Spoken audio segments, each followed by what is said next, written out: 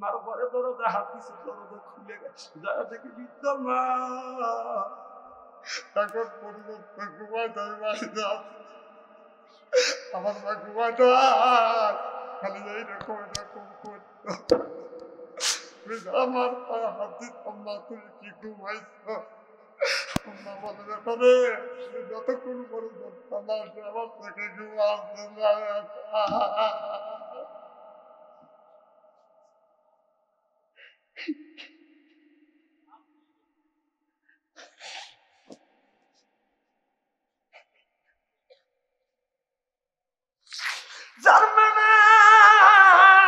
তার কলিজায় আঘাত লাগবে, চোখে যদি পানি আছে ওই মানুষ তার চোখে পানি আসবে। আমি এসে দেখি আমার মা ঘুমায় নাই, এখনো আর কে বাবার দিনে অপেক্ষা করে।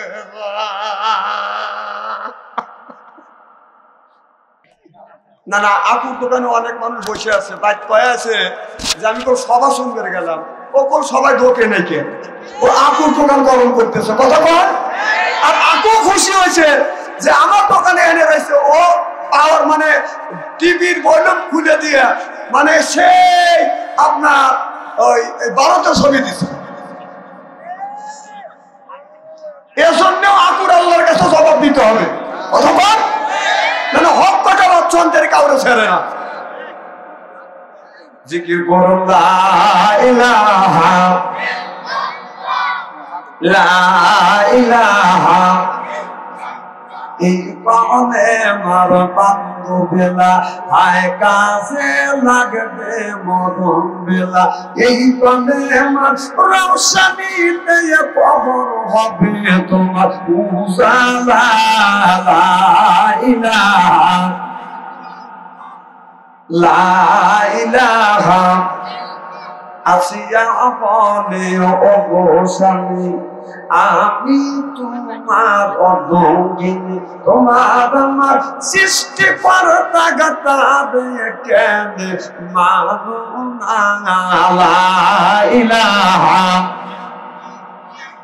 লা ইলাহা, এরকম বলে ও গো বিবি তুমি আমার অর্ধঙ্গিনী, আমায় তুমি মানো খোদা জানো সর খোদাকে মানিও না। লা ইলাহা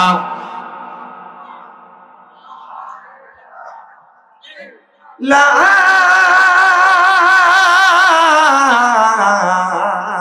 ইলাহা ইল্লাল্লাহু মুহাম্মাদুর রাসূলুল্লাহ সাল্লাল্লাহু আলাইহি ওয়াসাল্লাম। শক্তিপুর পেশপাড়া যুব সমাজ কর্তৃক আয়োজিত আজকের এই জলসার সম্মানিত সভাপতি সাহেব, আজকের এই জলসার প্রধান অতিথি বিশেষ অতিথি সহ সর্বকালীন সর্বযুগের জ্যেষ্ঠ সন্তানেরা হযরত উলামায়ে কিরাম, যাদের দ্বারা ইসলাম প্রতিষ্ঠিত হয়েছে, এখনো আছে, ভবিষ্যতে থাকবে, আলেম সহ দিনদার পরহেজগার আল্লাহ ভাইরা পর্দার অন্তর আড়ালিয়ে নবীর সন্তার জন্য পর্দা করে বসে আছে আমার পর্দা বেশি মাথার মা ও বোনেরা, আমার ছোট্ট ছেলের ছোট্ট ভাইয়েরা, ষোলশো ছেলের সে বন্ধু আমার মুরব্বী বাবাদিরা, সকলের উপরে আমার আন্তরিক অভিনন্দন। সর্বপ্রথম সেই মহান আল্লাহ তাআলা লক্ষ কোটি শুকর এবং প্রশংসিত, যিনি আপনাকে আমাকে মনোনীত করে কোরআনের মাহফিল বেহেশতের বাগানের মধ্যে আসা এবং বসার সুযোগ করে দিয়েছেন। তাতে আপনারা খুশি না বেজার? কম না বেশি? আচ্ছা, তারা এখনো আসতে পারে নাই, বাহিরে ঘোরাফেরা করছে, অর্থাৎ তেজে আসে মাঝে খিচুড়ির সময়, কিসের সময় বাইরে যারা ঘোরাফেরা করছে, আপুর দোকানে যারা বসে আছে, ওনারা খুশি না বেজার?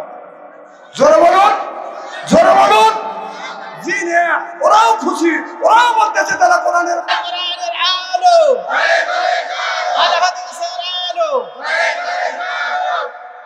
ওদের চাইতে আল্লাহ লক্ষ লক্ষ কোটি কোটি গুণ দয়া করে মায়া করে কোরআনের মাহফিল বেহেশতের বাগানের মধ্যে আসা এবং বসা সুযোগ করে দিয়েছেন। তাতে আপনারা খুশি না বেজার? কম না বেশি? বেশি যদি হয় সমস্যারে উচ্চ কণ্ঠে বলুন, আপু জানি সুন্দর করে বলেন আলহামদুলিল্লাহ। ওদের চাইতে আল্লাহ লক্ষ লক্ষ কোটি কোটি গুণ দয়া করে, মায়া করে আমরা এমন একজন নবীর উম্মত হতে পেরেছি। এই নবীর উম্মতের ব্যাপারে হা বললে হালাল হতো, না বললে হারাম হতো, পা ফেললে আশা ভুলে যেত। সুবহানাল্লাহ। সেই নবীর উম্মত, আমার নবীটা আমার মর্যাদা আমাদের চাইতে একেবারে কিন্তু কম না। এই নবীর উম্মতকে যদি আল্লাহ দোজখে দেয়, নবী আমার শাহাদাত আঙ্গুল ইশারা করে বলবে, ইয়া আল্লাহ, তোমার এই বান্দাকে জাহান্নামে দিচ্ছ, তোমার এই বান্দা হলো আমার দলের লোক, আমার দলের কর্মী। আল্লাহ বলবে, ফেরেশতা দাঁড়াও, আমার এই বান্দাকে জাহান্নামে দিয়ে যাচ্ছ, এই বান্দা হচ্ছে আমার বন্ধুর দলের লোক, আমার বন্ধুর দলের কর্মী। আমি আল্লাহ আমার অর্ডার ক্যান্সেল করে পুরো অর্ডার দিলাম, জাহান্নাম নয় জান্নাত পর্যন্ত পৌঁছাবে। সেই নবীর দল করার জন্য কারা কারা রাজি? দুই হাত টান করে তাকবীরের সাথে দেখান তো দেখি। বুঝছি তাকবীর দিলে মানে এখন তাকবীর দিয়ে লাভটা কি? বউ যখন মার্কেটে দেবে তখন তাকবীর দিও। আমি তোমার চিনি না, তখন তাকবীর দিবে। আমার বউ মার্কেটে চলো, পাবলিক সবাই ছায়া দেখো, ওদেরকে আমাকে শিখে নেবে নাকি? আমার এলাকা না, ওদের চাইতে ওই নবীর প্রতি জানাই লক্ষ কোটি দুরূদ ও সালাম। সকলে বলুন সাল্লাল্লাহু আলাইহি ওয়াসাল্লাম। সর্বপ্রথম জানতেছি আমার ভাইয়ের, আপনারা সকলে ভালো আছেন? আপনাদের দোয়ায় আমাকে সুস্থভাবে সহিভাবে আপনাদের সামনে উপস্থিত করেছেন। আপনাদের পবিত্র জবান থেকে এই গুণগার কাজ করে দোয়া করুন। অল্প সময় হলেও যেন করেন আর হাদিস থেকে বাস্তব ভিত্তিক একটি কথা আমার রব, আমার সৃষ্টিকর্তা, আমার বিধানদাতা, আমার রিজিকদাতা আমার জবান থেকে যদি বের করে দেয়, সকলে বলুন আমি। আর একবার বলুন, একটু জোরে বলুন। আমি আপনাদের কাছ থেকে দোয়া চেয়ে নিয়ে আপনাদের সার্বিক আর মঙ্গল কামনা করে আলোচনা শুরু করছি ইনশাআল্লাহ। কাল কিয়ামতের ময়দানে সর্বপ্রথম একটি কথা জিজ্ঞাসা করবে, বলবে বান্দা নামাজ পড়ছো? নামাজি ব্যক্তি বলবে আল্লাহ নামাজ পড়ছি। সুবহানাল্লাহ। বেনামাজি ব্যক্তিকে বলবে বান্দা নামাজ পড়ছো? বেনামাজি ব্যক্তি কোনো কথা বলবে না। বাংলাদেশের এমন কোন ডিস্ট্রিক্ট নাই যে আল্লাহ আমাকে ওই জায়গায় নেয় না। আমি প্রত্যেকটা ডিস্ট্রিক্টে যায় স্তর দিয়ে দেখছি। বাংলাদেশের মধ্যে সবচেয়ে অবধ মানুষ কারা? যারা আদম শুনলে মসজিদে যায়, ঠান্ডা পানি দিয়ে ওযু দিয়ে ফজরের নামাজ পড়ে। সুবহানাল্লাহ। এদের চাইতে অবধ মানুষ আর সরল মানুষ আমি খুঁজে পাইনি। আর বাংলাদেশের মধ্যে সবচেয়ে চালাক মানুষ কারা? যারা নামাজ পড়ে না। অথবা কিছু লোক আছে প্রত্যেকদিন নামাজ পড়ে, কাকে খুশি করবার জন্য? আরো জোরে, জোর হলো না। আর কিছু লোক নামাজ পড়ে 7 দিন নামাজ নাই, শুক্রবার দিন জুব্বা কায়দা তুমি মাথায় দিয়ে মসজিদের আগের কাতারে দাঁড়ায়, জোরে করে গলা খ্যাক করবে, দেখায় আমি কিন্তু আইছি। এরকম লোক আছে না নাই? জোরে বলুন। এরা 1 নাম্বার চালাক। এর চাইতে যারা বেশি চালাক, তারা শুধু ঈদুল আজহার ঈদের ভেতরে দিন নামাজ পড়ে। অথবা তার চাইতে যারা আরো বেশি চালাক, ওরা ঈদুল আজহা ঈদুল ভেতরে দিনও পড়ে না, ওরা খালি সবে বরাত দিন নামাজ পড়ে। যাই হয় কয় যে 9টা মুসল্লি শুরু করে দিলাম। কি 9টা মুসল্লি? জিজ্ঞাসা যদি করা যায় কয় রাকাত নামাজ পড়ছে, কেমন 70 রাকাত পড়ছি। ওরা ওই দিন নামাজ পড়ে, আল্লাহ তুমি বাংলাদেশ আমার নামে লিখে দিও। আল্লাহ কাই দেবো না। তার চাইতে যারা বেশি চালাক, ওরা ও নামাজেও যায় না। মানুষ মরে গেলে ওই নামাজে হাজির হয়, কারণ ওই নামাজে গেলে খাওয়া পাওয়া যায়। এটা কি মুসল্লি? চালাক মুসল্লি। যে নামাজ পড়ে আল্লাহর ভাষায় তাকে বলা হয় নামাজি। যে পড়ে না তাকে কি বলে? কথা বলে না। জোরে কোন কি বলে? আরো জোরে। জোর হইল না। বেনামাজি কোথায় এরা ভয় খায়? ভয় পান নাকি? যে নামাজ পড়ে না তারে বলা হয় বেনামাজি, যে নামাজ পড়ে তারে বলা হয় নামাজি, যে পড়ে না তারে বলা হয় বেনামাজি, যে সুদ খায় তারে বলা হয় সুদখোর, যে ঘুষ খায় ওরেই তো বলা হয় ঘুষখোর। কথা বল। সকালবেলা ফজরের নামাজ পড়ে ইমাম সাহেব ছাত্রকে সাথে নিয়ে, হাজি সাহেবকে সাথে নিয়ে বেনামাজির বাড়িতে যদি ডাক দেওয়া যায়, বেনামাজি ভাই বাড়িতে আছেন, ও খুশি নেবে। জোরে বলুন। বাহ, তুমি নামাজ পড়ো না, আল্লাহর বসে তোমাকে বেনামাজি বললি তুমি বেজার হও, তোমাকে বেনামাজি বলবো না, তোমাকে বিশ্বাস বলবো না।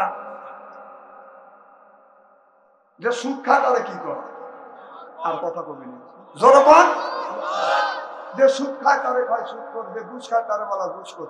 সকালবেলা ফজরের নামাজ পড়ে সাপ্তাহ মাওলানা খালি সাহেবকে সাথে নিয়ে, আপনাদের মধ্যে সাথে নিয়ে সুদ করে বাড়িতে যদি ডাক দেওয়া যায়, সুদ কর ভাই বাড়িতে আছে, খুশি নেই বেজার।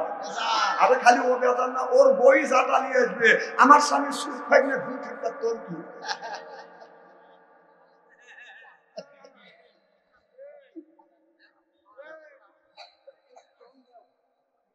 আল্লাহ নবী মন খারাপ করে মসজিদের বারান্দায় বসে আছে, রসুলের মন খারাপ আল্লাহ সহ্য করতে পারে না।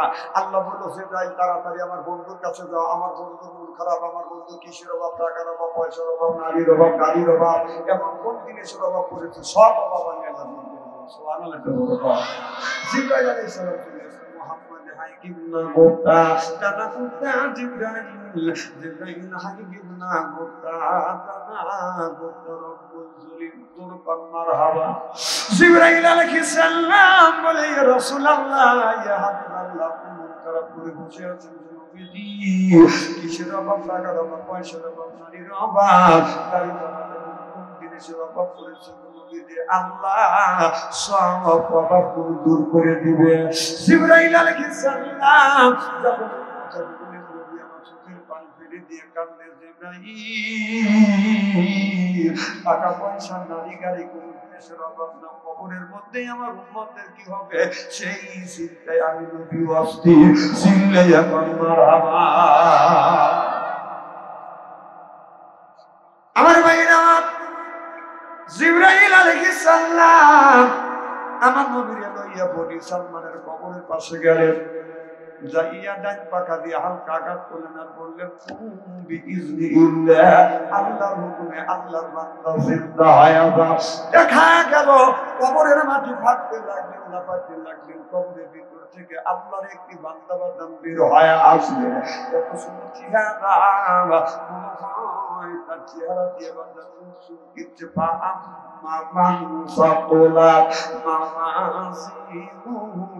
সুবহানাল্লাহ বললেন না। অন্ধকার রাত্রিতে একটি তারকা আকাশে যেমন উদিত হয়, এই তারকাটা আকাশে বাদাম ঝিকমিক ঝিকমিক করে জ্বলতেছে, ওই লোকটার চেহারা থেকে নূরের আলো বাদাম ঝিকমিক ঝিকমিক করে জ্বলতেছে। আকাশের তারা বলো, আকাশের তারা বলো, ঝিকমিক জ্বলছে, বলুন হাবিব এসেছে, রাসূল এসেছে, আমার নবী এসেছে, হাবিব এসেছে, মারহাবা। এই দৃশ্য দেখার পর জিবরাইল আলাইহিস সালাম পাকা দিয়ে হালকা আঘাত করলেন, আল্লাহর বান্দা কবরের মধ্যে চলে গেলেন। কিছুদূর আঘাত যায় আর কবরের উপরে বাদান পাকা দ্বারা হালকা আঘাত করলেন, বললেন বিইজনিল্লাহ, আল্লাহর হুকুমে আল্লাহ আর বান্দা বাদান জিন্দা হয়ে যাও। দেখা গেল কবরের মাটি ফাটতে লাগলেন, বাদান লাফাতে লাগলেন, কবরের ভিতর থেকে আল্লাহর আরেকটি বান্দা বাদান বের হয়ে আসলেন। এত সুন্দর বাদান বের হয়ে আসলেন, এমন কালো বাদান চুলার মধ্যে দিলে যেমন হয় ওই রকম কালো মুসলিমান বাদান বের হয়ে আসলেন। এই দৃশ্য দেখানোর পর পাখা দ্বারা হালকা আঘাত করলেন, আল্লাহর বান্দা কবরের মধ্যে চলে গেলেন। আল্লাহর নবী বললেন, জিবরাইল দুইটা মানুষের কারণ বুঝলাম না। জিবরাইল আলাইহিস সালাম বললেন, এই মানুষটাকে দেখানো হলো, এই মানুষটা জীবনে নামাজ সারে নাই, রোজা সারে নাই, হজ সারে নাই, যাকাত সারে নাই, কুরবানি সারে নাই, ধর্ম নিরপেক্ষ মতভেদকে ঘৃণা করেছে, আল্লাহ বিধিবিধান মেনে চলছে, আল্লাহ কবরটা ফুলের বাগান বানাইছে। ইসলাম, ইসলাম ছাড়া অন্য কোন তন্ত্র জাতি ও তাবাদ ধর্ম নিরপেক্ষ মতভেদ কেউ যদি কায়েম করে, মানে আল্লাহর দরবারে কোনদিন কবুল হবে না, হতে পারে না, হওয়া সম্ভব না। ফাহুয়া ফিল আখিরাতি মিনাল খাসিরিন।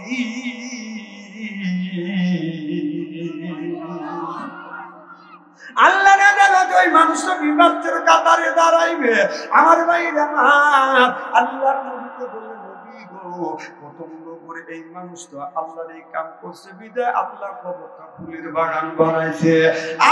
আমার দুই নম্বরে যে মানুষটাকে দেখানো হলো, এই মানুষটা নামাজ পড়ে নাই, রোজা রাখে নাই, হজ করে নাই, যাকাত দেয় নাই, কোরবানি করে নাই, আল্লাহর বিধিবিধান মানে নাই বিধায় আমার আল্লাহ পুরো কবরের মধ্যে আগুন জ্বলা দিয়েছে। মুক্ত কাউসের কুল্লু নাফসিন সাবিবু, মুক্ত কাউসের কুল্লু নাফসিন সাবিবু, আল্লাহর বাইতিন কুল্লু নাফসিন দাখিলুন।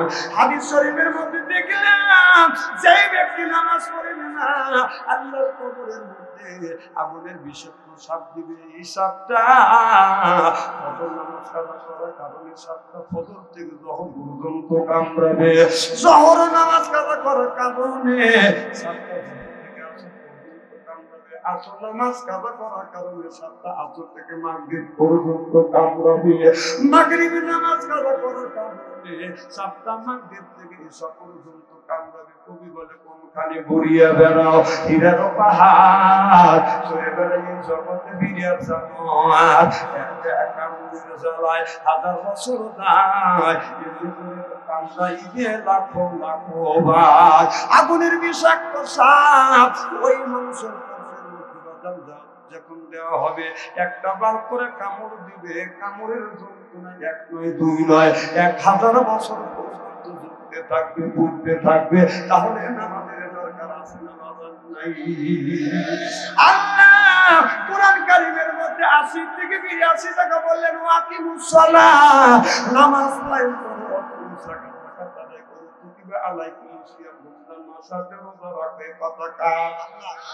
তাহলে নামাজের কথা 80 থেকে 82 জায়গা, তাই না মামা? যাকাতের কথা 30 জায়গা, কুতিবা আলাইকুমুস সিয়াম, রমজান মাসে রোজার কথা আল্লাহ 1 থেকে 2 জায়গা ইঙ্গিত রাখতে।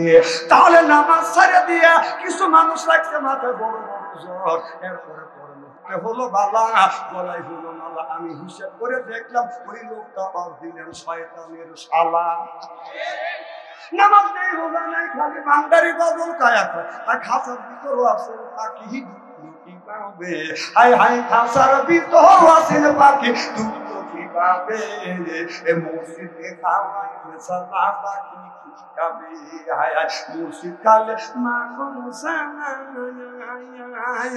পাখির তো খাওয়া হইল না, মুর্শিদকে খাওয়াই সানা পাখি কি খাবে? পাখি গু খাবে তো তোর কি? কথা বল না কে? এই পাখি চাই নামাজ পড়, পাখি চাই রোজা পড়, পাখি চাই হজ কর, পাখি চাই সুবহানাল্লাহ বললে আল্লাহ। নামাজ নেই, রোজা নাই, বাড়ি বাড়ি বাড়ি বদমাইশের মতন জায়গা পাও না। এর মানে হলো ইন্নাস সালাতা তানহা আনিল ফাহশাই ওয়াল মুনকার, নামাজ পড়লে অন্যায় অশ্লীল কাজ থেকে এই মানুষটাকে আল্লাহ বাজান ফিরিয়ে আনে। জিন্নাইয়া বান মারহাবা।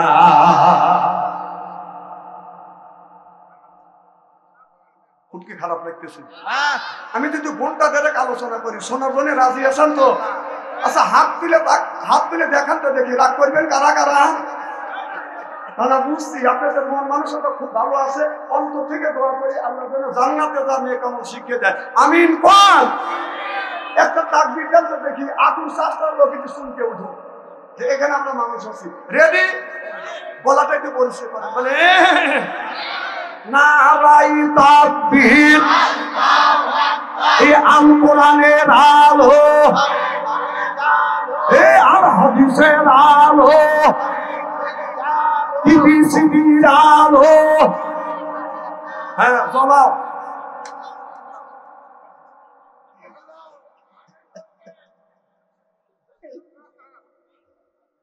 আপনারা মনে করেন না তো বাদশাহ আনসারী একটা মাহফিল রাখে ওই আসছে ওয়াজ মুখা বুড়ো থুয়েছে, কত সস্তা না, ওয়াজ কেবল শুরু করলাম উঠছে আজকে বর্ষার মনে, আর সারিয়েও দিতে পারি নাও পারি।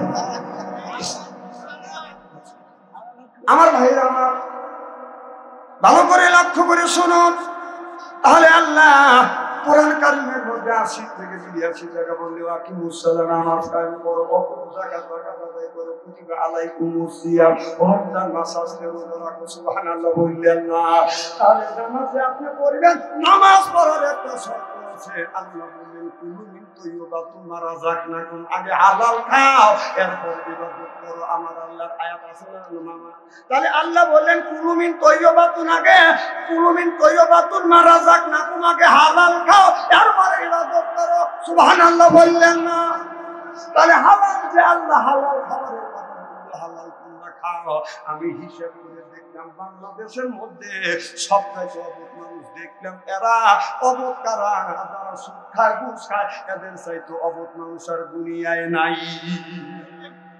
কারণ যে লোকটা সুদ খাইলো যে লোকটা ঘুষ খাইলো ওই লোকটা আপনার আল্লাহর কাছে নিবেদন খাইতে হবে ওই লোকটার কথা বুঝতেছেন না কিন্তু আপনার সুদ খাইলো ঘুষ খাইলো এই ঘুষের টাকা আপনার বউ খাইলো ছেলেও খাইলো মিয়াও খাইলো পেটও খাবার সময় লোকটা একা খাবে কিন্তু আর ওই টাকা পয়সা অর্থ সম্পদ দাঁত সব মানুষ ভাগাভাগি করে খাবে আর পেটন খাবে একা যে লোকটা একা পেটন খাইয়া সব মানুষকে বাঁচাইতে চায় এর চাইতে অবধ মানুষ আল্লাহর জমিনে হয় না সিলেকন ঠিক এরা কয় ঠিক হ্যাঁ যে সুদ ঘুষ খাবে পেটও লোকের ঠিক মতো খাবে ওর বক্সুদি বলা যায় যে ওর বক্সুদি বলা যায় যে আমি যে সুদ ঘুষ খাচ্ছি চুরি ডাকাতি করে আনতেছি কবরের মধ্যে যে আল্লাহ গুতনি দিবে এই গুতনি বাকি তুমি নিবে বল আমি কে গুতনি নিবে যাবো কথা বল মানে একজন সুদ ঘুষ খায় দুই ভাই আর একজন নামাজ কালাম পড়ে আর এক ভাই নামাজ কালাম পড়ে করলে কি একবেলা খায়া দিন যায় এক বেলা খায়া দিন যায় না একটা কামে যে লাভের লাভ কথা বুঝতে চান না আমি সুখে থাকি বললো ভাই মরে গেলে কেউ তোমার আপন হবে না না মরে গেলে আমার আপন হবে কাজে আপন যে হবে না তোর প্রমাণ করতে পারবি তা অবশ্যই প্রমাণ করতে পারবি যে কিভাবে তুমি পেয়ার দইয়ে সবার সামনে যায় সিটা করে দেবে মরার ভান ধরে থাকবে বাকি কাজ আমি করবো কি করব বাকি কাজ আমি করবো এখন বাড়ির মধ্যে যায় কাঁদতেছে চিকুর দেখা দিয়ে উঠছে দেখেন না যে রমজান আসে আগুন চাষটালে হঠাৎ করে ঢুকছি ঢুকে দেয় যে একজন এই খাইতেছে সিগারেট খাইতেছে আর চা খাইতেছে বলে রমজান মাসে তুমি এই কাম করছো আর সাথে সাথে পেয়ার ধরে তাকে মারে হুজুর রে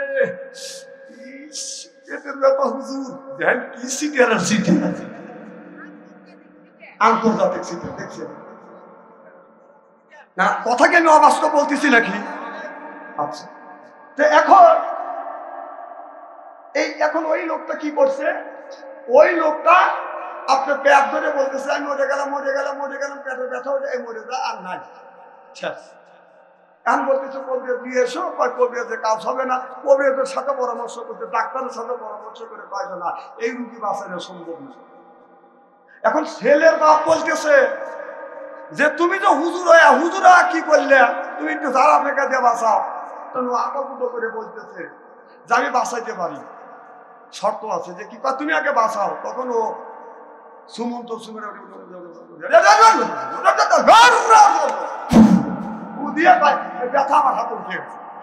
ব্যথা আমার হাতে উঠে গেছে এই ব্যথা আমি যার গায়ে ছেড়ে দিব সেই ব্যক্তি আপনার যার গায়ে ছাড়বো ওই লোকটা বাঁচতেও পারে নাও বাঁচতে পারে কিন্তু আমার ভাই বাইসে উঠবে কিন্তু লাভের শেষে লোকটা মরেও যেতে পারে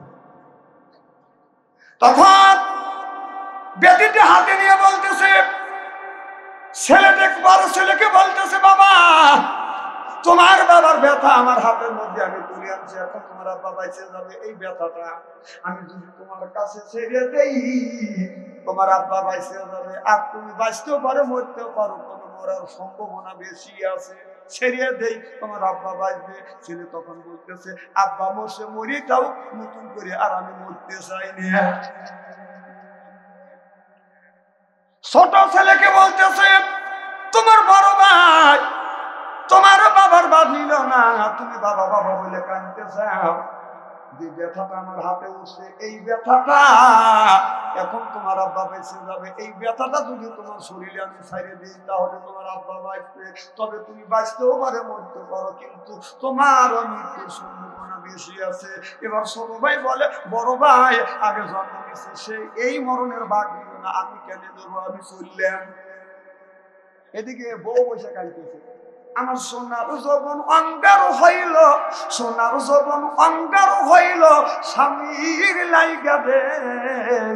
তখন বলতেছে, ভাবি আপনার সোনার যৌবন অঙ্গার আপনি করিবেন না, আপনার এই যে বাবির ব্যথা আমার হাতে তুলছি, আপনি বাইকে যদি বাঁচাতে চান, এই ব্যথাটা আপনার শরীরে যদি আপনি সারিয়ে দিই, তাহলে আমার বাই বাঁচা যাবে, আর আপনি বাঁচতেও পারেন, মরতেও পারেন, তবে মরার সম্ভাবনা বেশি হয়েছে। এবার বউ ফাল দিয়ে ওঠে, আমি ওর সাথে বিয়ে বসে এই ব্যথা নেওয়ার লাগে। ও মনে মনে বলতেছে যে বাইরের কাছে ওটা যদি না দিতাম, তার লাভ দিয়ে উঠে চুলের মুঠো বাড়িয়ে ধরিয়ে, কথা বুঝতেছেন না? আমার ভাইরা আমার, মরণের সময় কেউ কারোর আপন হয় না, কেউ কারোর আপন হয় না, অবাদান কেউ আপনার সঙ্গে যাবে না। এই জন্য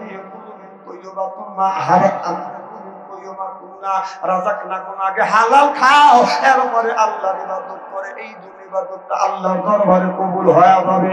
আমি সত্য একটা আপনাদের বাস্তব দৃষ্টান্ত দিব। আপনার 20 বছর 25 বছর আগে এই দেশে বাজার ইরিদান মনে নাই, কি বলছে, পাপ বলছে, বাদাম বলছে, এরপরে আপনার আয়ুষ, আপনার ওই যে আমদান বলছে, খেতে বৃষ্টি হয় না,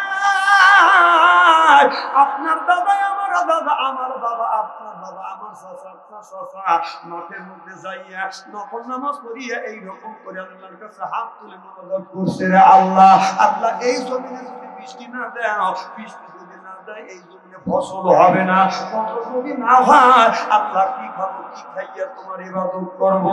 আপনারা বলুন, আগের জামানায় বৃষ্টি নামছে কি না?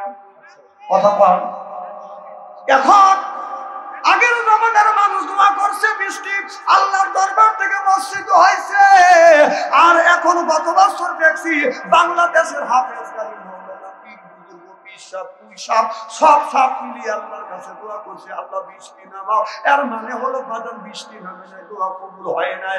আগেকার মানুষের দোয়া কবুল হয়েছে, এখনকার মানুষের দোয়া কবুল হয় নাই, বড় বড় পীর সাহেবের দোয়া কবুল হয় নাই। এর মানে হলো আপনার পীর সাহেবের মুড়ি খাইছে, বাদাম সুদ খাইছে, ওই পীর সাহেবের ওই 200 টাকা সুদের টাকা ওই পীর সাহেবকে দিচ্ছে, ওই পীর সাহেব খাইছে, গরু খাইছে, বরকি খাইছে, সব কিছু খাইয়ে পেটটা বাঁধান আপনার গুরুস্থান বানাইছে, গুরু মুরগি।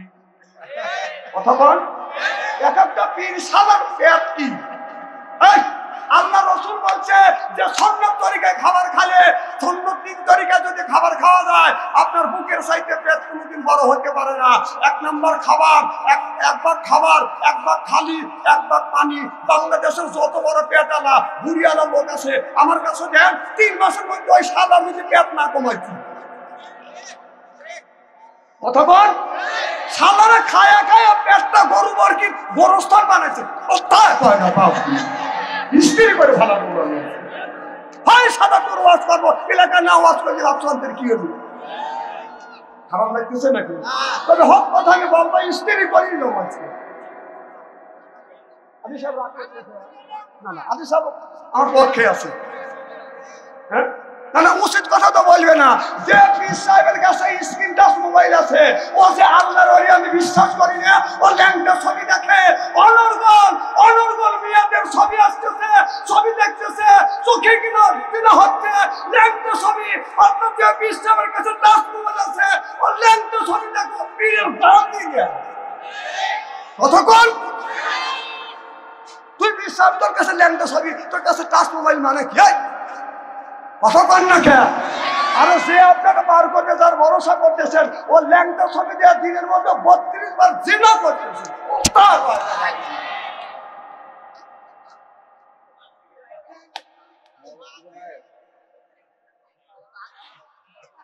কি আচ্ছা, তেল টেলে ওয়াজ করো, আর তেল টেলের যুগ নাই। এটা আপনার ওই আল্লাহর বাংলাদেশ, শহীদ গাজীর বাংলাদেশ, আল্লাহর ওলিরা জমিনের মুখে আছে, বুকের তাজা রক্ত বুলেঙ্কিতে করে দিয়ে তারপরে ইসলামের পতাকা উত্তীর্ণ করেছে। চিন্তা বলুন ঠিক কিনা? সেই দেশে আর বন্যামি চলবে না। পীরগিরি করে খাও, পীরের আবাদগিরি করে খাও, মুরিদ করে খাও, কিন্তু ঠিক মতো মুরিদ করে খাও। তোরাতে টাচ মোবাইল কে? তার মানে হলো তুই ল্যাংটা ছবি দেখিস, বিশ্বাস যদি না হয় এখনই তো টানিয়ে নিয়ে যাবো তোর বোর কাছে, চল। অথবা সারা বাংলাদেশ করে আমার টাচ মোবাইল লাগে না, তোর টাচ মোবাইল লাগে মানে কি? তুই দেশের কি করিস? দেশে যে অন্যায় অত্যাচার হচ্ছে তার লাগে তো প্রতিবাদও একটা করিস।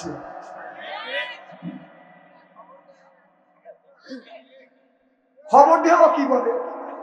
ওকে প্রতিবাদ করে, ঘৃণা করে। ওর তো অতগুলি মুড়িদ আছে। এই যে দেশে যে চাল ডাল তেল মালের যে দাম বাড়ছে, একটা দিন মুড়ি ডাল নিয়ে কি ও মিটিং মিছিল করছে? এর মানে ও খবর দেখে না, ও খবর হ্যাঁ। আমি বুঝি না। এই কথা বললি বাপসু আনসারি ভালো না, স্থলে টলে থেকে যুব্য গায়ে দিয়ে বলতেছে যে বাপসু আনসারি এই কহিয়া তুই আয়, তুই আয়, তোর ক্ষমতা নাই হক কথা বলা।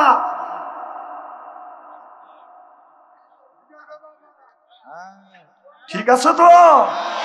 নারায়ণ তাকবীর। আজ নামাজ নষ্ট করবার জন্য ষড়যন্ত্র হচ্ছে। আমার ভাইয়েরা, আজান যখন দেয় পুরুষ মানুষ বাজান নামাজে যায়, বাজান জামাতের সাথে নামাজ আদায় করে, সুবহানাল্লাহ বললেন না? পাশ দিয়ে যদি বাজান পাশে থেকে কারো যদি মোবাইলে বাজান রিংটোন বাজে ওঠে, ওই লোকটাকে মসজিদের মধ্যে খালি হাত দিয়ে মারে না। তোর রিংটোন বাজলো কেন? কথা বল না খেয়ে, কারণ রিংটোন বাজলে নামাজের ক্ষতি হওয়ার সম্ভাবনা আছে। তাহলে পুরুষের নামাজ নিরাপদ, বাড়ির মধ্যে মা বোনের বাজান নামাজ নিরাপদ হয় না। মা বোনেরা বাড়ির মধ্যে নামাজ পড়তেছে, এই আজ টাকান সিয়ারা একবার খারাপ নাকি?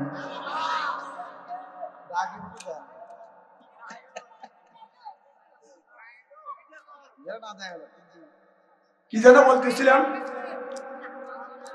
মা বোনদের নামাজ নষ্ট হচ্ছে, মা বোনেরা ঘরের মধ্যে নামাজ পড়তেছে, সূক্ষ্ম ষড়যন্ত্র দিয়ে বাজার নামাজটা নষ্ট করবার বাজার চেষ্টা করতেছে। এইরকম উঠিয়েছে, তুমি যদি চা খাও আর গুলি কি করবে? এবে খাওয়া বাদ দেও। কতক্ষণ ও আজ আমার বাইরে গেল। আমাদের দেশে কিছু লোক আছে সকালবেলা আপনার ফজরের নামাজ পড়ে তলে তলে বসে ওস্তালে এক কাপ, ওস্তালে এক কাপ, ওস্তালে এক কাপ, মানুষের গল্প করে, ওই গল্পের মাথা খায়। কথা বল, যা বসে তলে কথা বলে বলে, এরপরে বাজার ওই জায়গা জায়গাটা কোনো সরব আমার করে বাজার সরব, এরপরে ওই জায়গা বসে বাজার আপনার বাজার চা খায়, এরপরে বাজার আপনার চা খাইয়া ওই জায়গা নানান ধরনের বাজার গল্প করে, যায় বাজার বসে তলে কথা বলে বাজার মুখের বলে, এরপরে বাজার খাই মনের মধ্যে আসে বাজার গুণী গান, তারপরে খাই হাকিম পুলিশটা শরীর তার গানে যায়, বুঝলো আমি বড় একটা মর্দার। ওগুলো বাদ দেও, পরেরটা খাওয়া লাগবে কে?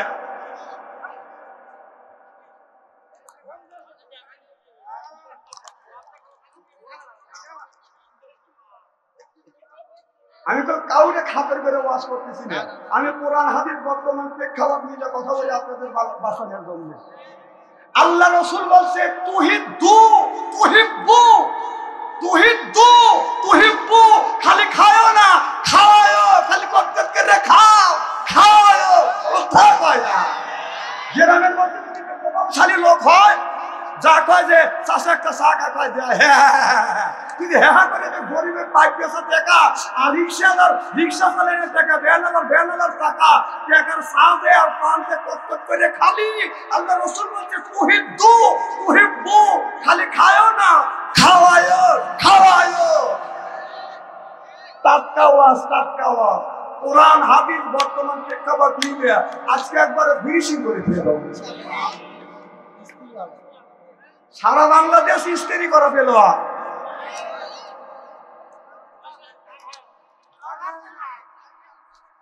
আপনারা বসেন।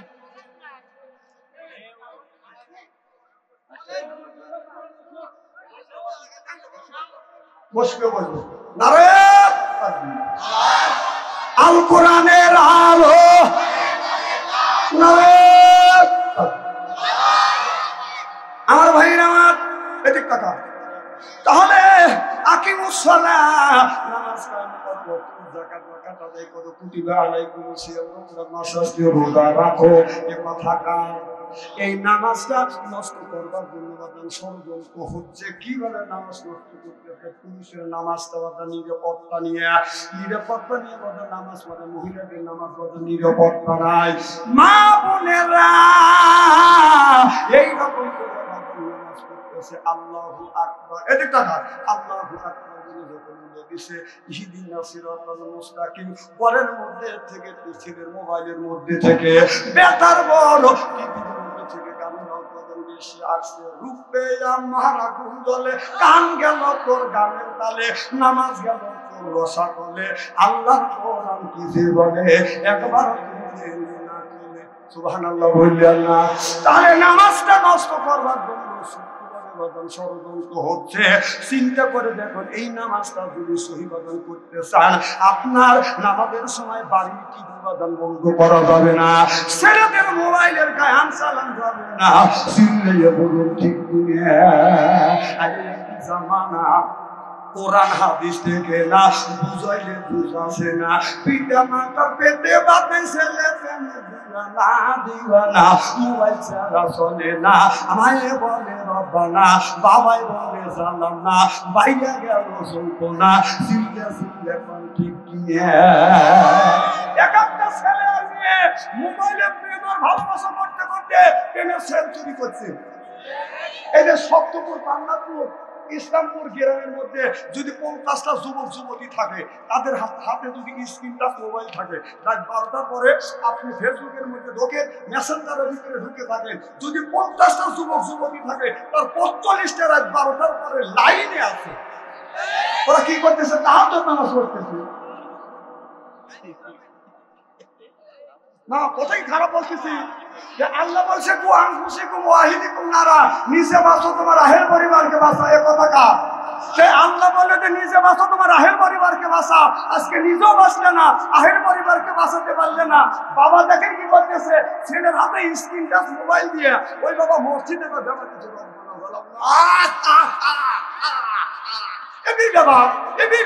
ছেলের হাতে দুদকের ঘরে দিয়া তুই বাবা দিছিস, তোর নামাজ, তোর রোজা, তোর হজ, তোর টাকার সব চলে গেছে তোর ছেলের স্ক্রিন টাচ মোবাইলের মধ্যে। কোরআন ঢুকিয়ে দেয় কতক্ষণ? দেবানের জায়গা নাই, নিজে বাঁচো, আহেল পরিবারকে বাঁচা। ছেলের হাতে দুদকের বক্সি, এই 10 টাকা বক্সে বাঁচো অন্তরে, কিন্তু বকিতে কোথায় যায় 20 টাকা?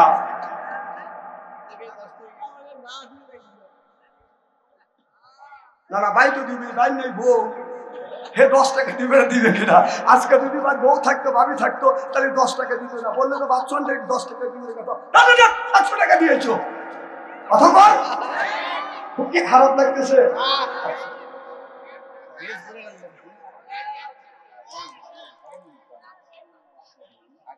একটা মাহফিল নষ্ট করে দিয়েছে, 9:30 যে বাচ্চা অভিনয় ছেড়ে থুই দৌড়।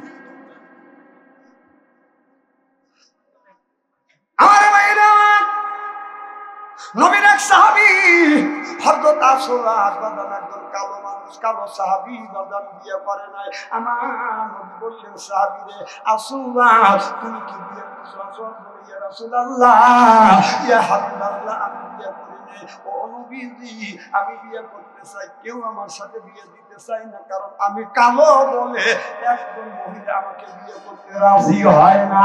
আমার নবী বলে, আসওয়াদ এই আদায় করো না।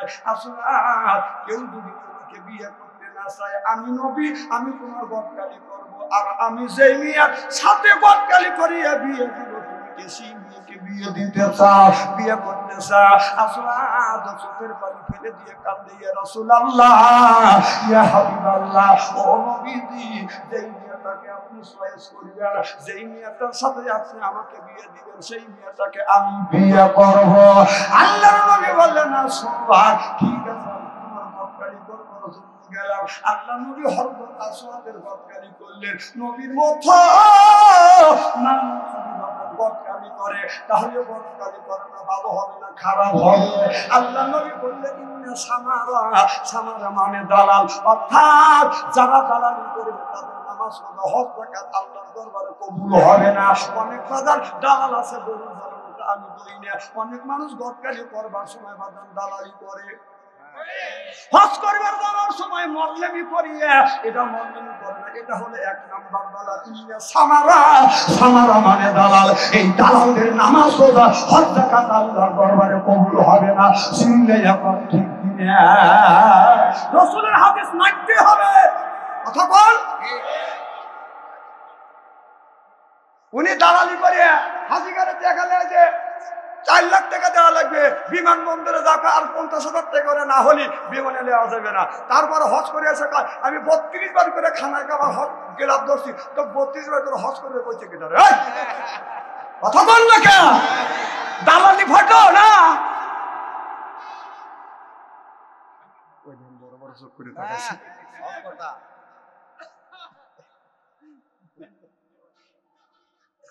কোরআন হাদিসের বাইরে বাচ্চান্তরী কথা বলে না, বর্তমান প্রেক্ষাপট নিয়ে বলে। এই দিনই সারা বাংলাদেশে আমার একটা বদলাব হওয়া গেছে। আমার দেখছি একটা ডিজিটাল সিয়েরা আম দেখছেন না? সিয়েরাও ডিজিটাল, দাড়িও ডিজিটাল, জায়গা জায়গায় আছে, জায়গা জায়গায়। আমার ভাইয়ের আমার আল্লাহর নবী চলে গেলেন মদিনার ভিতরে। সবচাইতে সুন্দরী মহিলা তারে বলা হয় পুরো মদিনা। এবার পুরো মদিনার কাছে যাবো, পুরো মদিনা আমি তোমার বিয়ের বাপকারি করতে চাই, তুমি বিয়ে করতে কি রাজি আছো? পুরো মদিনা বলে ইয়া রাসূলুল্লাহ, ইয়া হাবিবাল্লাহ, আপনার মতো মানুষ যদি গদকারি করে, আপনি যার সাথে আমাকে বিয়ে দিবেন আমি তারে বিয়ে করব। আল্লাহ নবী এই কথা বলিয়া আপনার বিয়ে তো ঠিক করে তুই আবার চলে আসে। আসওয়াতের কাছে এসে দেখে বলে, আসওয়াত, এমন একটা মেয়ের সাথে তোমার বিয়ে ঠিক করছি। এই মেয়েটা হলো বিশ্ব সুন্দরী, যাকে বলা হয় হুরে মদিনা। এই হুরে মদিনা তোমাকে বিয়ে করতে রাজি হয়েছে। আসওয়াত থেকে বলে, ইয়া রাসূলুল্লাহ, ইয়া হাবিবাল্লাহ, তুমি হুরে মদিনা বুঝি না, আমি কালো বুঝি না, আমি ওই মেয়েটাকে বিয়ে করবো যেই মেয়ের ভিতরে 4টে গুণ আছে। 4টে গুণে গুণান্বিত যেই মেয়েটা আছে, এই 4টে গুণ যেই মেয়ের মধ্যে পরিপূর্ণ আছে, ওই মেয়েটাকে বিয়ে করবো। 4টে গুণের মধ্যে যদি 3টে গুণ আছে, একটা গুণ নাই, ওই মেয়েটাকে আমি বিয়ে করবো না। আল্লাহ নবী বলেছে, কোন ছেলেকে যদি বিয়ে করায়, যেই ছেলেটা বাজার বিয়ে করবে, এই বউটা যদি 4 গুণে গুণান্বিত হয়, এই 4 গুণের মেয়ের সাথে যদি ছেলেকে যদি বিয়ে করায়, ছেলেটা দুনিয়াতেও শান্তি পাবে, মৃত্যুর পরে ওই যুবকটা জান্নাতি হবে। আর যারা মেয়ের বাবা আছেন, আমি আপনাদের পায়ের নিচে হাত থেকে অনুরোধ করে বলবো, বাবা আপনার মেয়েটাকে বিয়ে দেন। হাদিস শরীফের মধ্যে আল্লাহ নবী বলেছে, 4 গুণের যেই যুবক তোমার মেয়েটাকে বিয়ে দিবে, যেই যুবকের সাথে এই যুবকের ভিতরে 4টে যদি গুণ থাকে, 4টে গুণে যদি গুণান্বিত হয়, ওই ছেলের সাথে যদি বিয়ে দিতে পারো, তাহলে বিয়ে দিয়ে আপনি মৃত্যুবরণ করতে পারেন, তাহলে আপনার মেয়ের জীবনে সুখ আর শান্তি আসবে, দুনিয়ার শান্তি। মরে গেলে ওই মেয়েটা হয়ে যাবে জান্নাতি। সুবহানাল্লাহ বললেন না? আর আমাদের ছেলে মেয়েদের দুই বাগান চতুর্দিকে বাগান জমজম জমজম করতেছে, হাঁটতে জমজম, পায়ে জমজম, সিনা কম কম করতেছে। আরো আপনি কদম তেরা মেয়েরা হেঁটে দুনিয়া চলতেছে, জনগণ ঠিক কিনা? এই মেয়েরা যদি দেখবা যায় না, সাধারণত যায় না, বলে আমার মতো আর কোনদিন হয় না, বোরখা পেরে তো চলে না, পেট খালি পিঠে খালি। হিসাব করে দেখলাম ওই মেয়েটা শয়তানের শাড়ি। তাছাড়া যুবকেরা দিতে গেলে হাতে তালি, চেন না অলি গলি, শুনলে বলুন ঠিক কিনা? ডিজিটাল থাকে থাকে ওয়াজ ডিজিটাল লাগান লাগে, জানিয়ে দিব।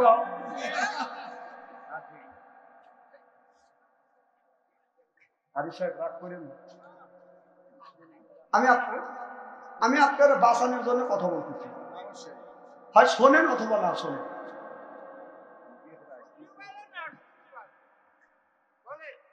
যারা জ্ঞানী গুণী শিক্ষিত, তারা চিন্তা করতেছে না, বাচ্চন ছেড়ে যেটা বলতেছে পয়েন্টের কথা, এই কথা তো সব হুজুর কয় না। হুজুর এসে তেল তেলে ওয়াজ করে, তবে তেল তেলে ওয়াজের স্বাদ মিটিয়ে দিবে মরিয়ালে।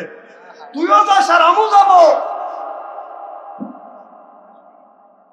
আমার ভাইয়ের আমার আসওয়াত থেকে বলি, রাসূলুল্লাহ, ইয়া হাবিবাল্লাহ ওই মেয়েটাকে বিয়ে করবো যেই মেয়ের ভিতরে 4টে গুণ আছে, 4টে গুণের মধ্যে যদি 3টে গুণ থাকে মেয়েটাকে বিয়ে করবো না, 4টে গুণ পরিপূর্ণ থাকলে আমি ওই মেয়েটাকে বিয়ে করবো।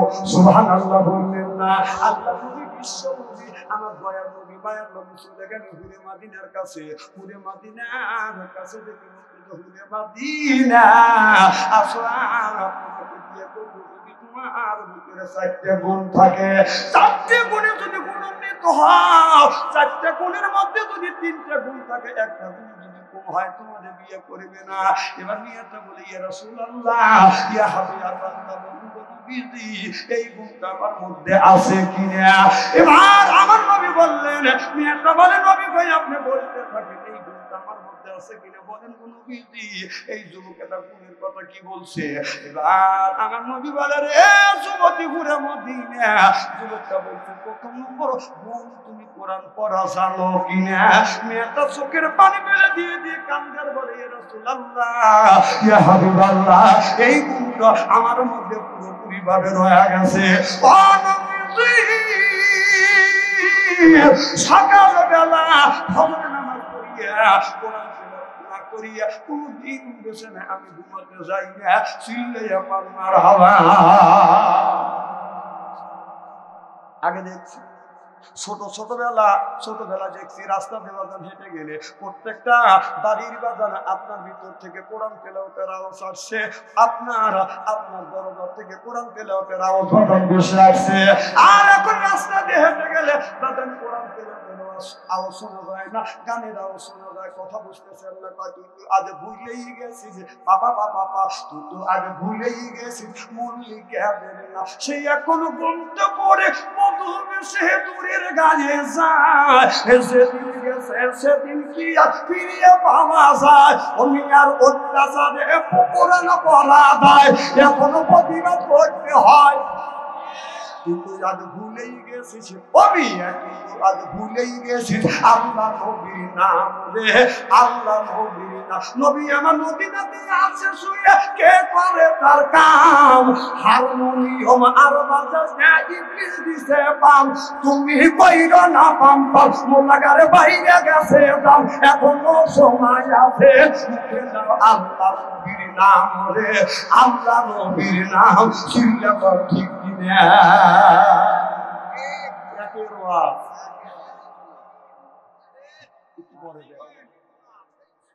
খারাপ লাগতেছে নাকি?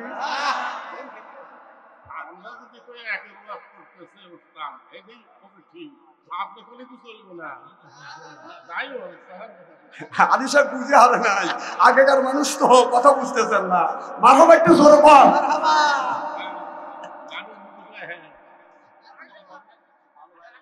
হ্যাঁ না খুব কি খারাপ লাগতেছে নাকি?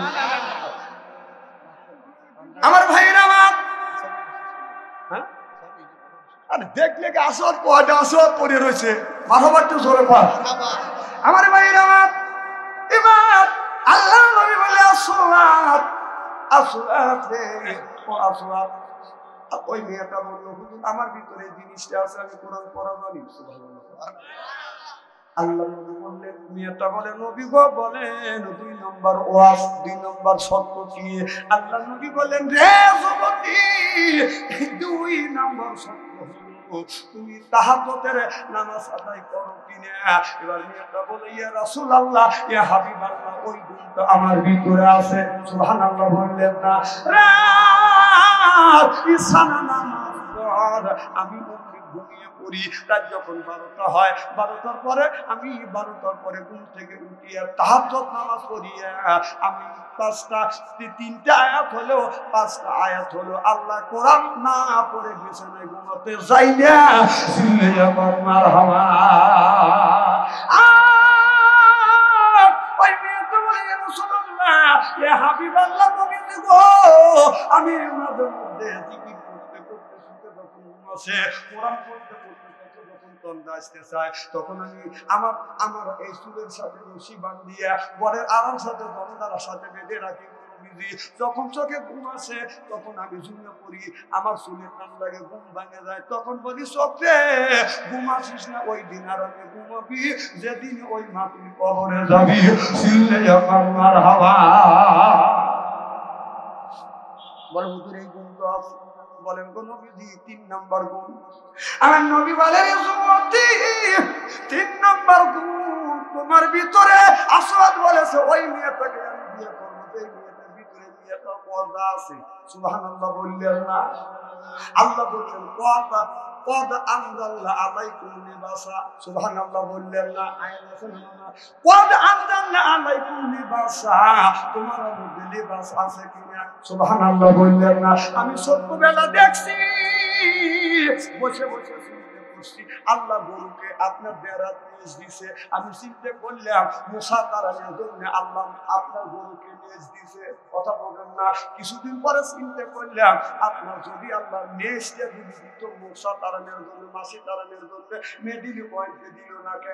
মিডিল পয়েন্টে দিলে এইরকম করে ভুল হইতো, সাইডে দিল কে? কথা বলতে জানেন? আবার বকরি দিকে লক্ষ্য করে দেখি বকরির 4 ইঞ্চি নেজ, গরুর 1.5 হাত নেজ, 1.5 হাত নেজ দিয়ে নাই মশা তাড়াইলো। বকরি 4 ইঞ্চি নেজ দিয়ে কিভাবে মশা তাড়াবে? এইভাবে কি মশা তাড়ানো যায়? কথা কয় না, কথা কয়। তার মানে হলো বোঝা গেল আল্লাহ আপনাকে এই গরুকে আপনার নেজটা দিয়েছে, নেজ দিয়ে বাজার ইজ্জতটা ব্যাখ্যা করে রাখে। আর বকরির যদি 4 ইঞ্চি নেজও হয়, নেজটা দিয়ে বাজার ইজ্জতটা ঢাকে রাখে। আর কুকুরের 1.5 হাত নেজ এইরকম করে বাজার বেকাইয়া পিঠের সাথে বসা রাখে, আর রাস্তা দিয়ে যায় পাবলিক দেখুন কে কোন জাতের যাইরেছে না, কে কোন জাতের যাইরেছে না, পরিচয় কথা বকায় খাতা সেলাই আদর দিলে যায় তো কি কখন যায়। উত্তম নিশ্চয় এতই ব্যাখ্যা তেল দিলে হবে না সোজা, সব কি আর হবে দাজা মরা বল যতই খায় সিলে বল ঠিক কিনে। আল্লাহ কুকুরকে ছোটবেলা এই দিয়েছে বাজার। কথা বল না কে আমার ভাই না? আল্লাহ আমাদের বিগত সরকার প্রধানমন্ত্রী হাসিনাকে বলছিল তোমার বাবার জন্য মূর্তি না বানাইয়া 400 কোটি টাকা দিয়া মূর্তি না বানাইয়া যদি তোমার বাবার জন্য জায়গায় জায়গায় তুমি মসজিদের মুক্ত তৈরি করে দিতে, তোমার আব্বা মৃত্যুর আগ পর্যন্ত কিয়ামতের আগ পর্যন্ত কবরে বসে বসে সওয়াব পাইতো। সুবহানাল্লাহ বললেন না? এই কথা বলার জন্য এই লোকটা কি করলো? লোকটা মানে জেলের মধ্যে ঢুকাইয়া একেবারে লোকটাকে পঙ্গু করে দিয়েছে। এই যে মূর্তি বানার লাভটাকে এই যে রবীন্দ্রনাথ ঠাকুর খারাপ হয়েছে, এইভাবে খারাপ হয়েছে। আমি একদিন আপুর শাসনে চা খাচ্ছি, একটা সিএনজি ওখানে ঠাকায় না, একটা কুকুর আসতে হাই করতে আচ্ছা, একটা সিএনজি আছে, সিএনজির কাছে আছে ডাইন টেবিল উঁচু করে মারছে একটা। আমি তো দেখতেছি ফাঁকা দেখা যেতেছে। আবার আর একটা ব্যানালা রয়েছে, ওখানে এসে ডাইন টেবিল উঁচু করে মারিয়ে দিচ্ছে ব্যানার 2 কাপ চা। এই রবীন্দ্রনাথ ঠাকুরের কাছে দেখানে টাইম টেবিল উঁচু করে হাফ কেজি বাড়িয়ে দিচ্ছে, যার যে নিজ দিয়ে একবারে ভিজ দিয়ে একবারে গোসল হয়ে গেছে। তাহলে এই মূর্তিতে এই যে মূর্তি তুলছে তাতে রবীন্দ্রনাথ ঠাকুর একটা নেকি দেবে, বরং কুত্তা এসে পেশাব করে গোসল করা গেছে।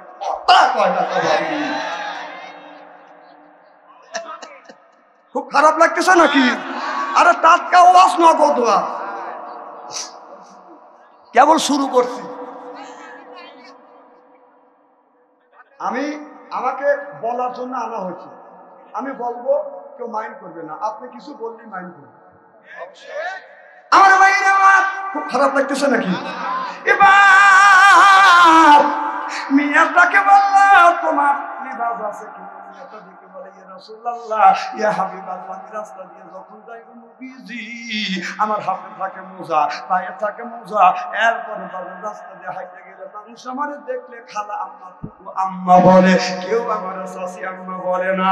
আর আমাদের দেশের মেয়েরা বোরখা পরে তাই পিছন থেকে রাস্তা দিয়ে যায়, যুবকেরা করে বাজার ফাইর, যুবকেরা মেয়েরা এমন ধরনের বোরখা পরে, এই বোরখা পরিয়া মানুষটাকে বাজার আরো আকৃষ্ট করে। যুবকেরা রাস্তা দিয়ে যায়, মোবাইল মেয়েদের কাছে যায়, পায় মোবাইল নম্বর দেওয়া, মোবাইল নম্বর দেওয়া, উত্তর মুখে করে রাস্তা দিয়ে যায়, লাগে কথা বল।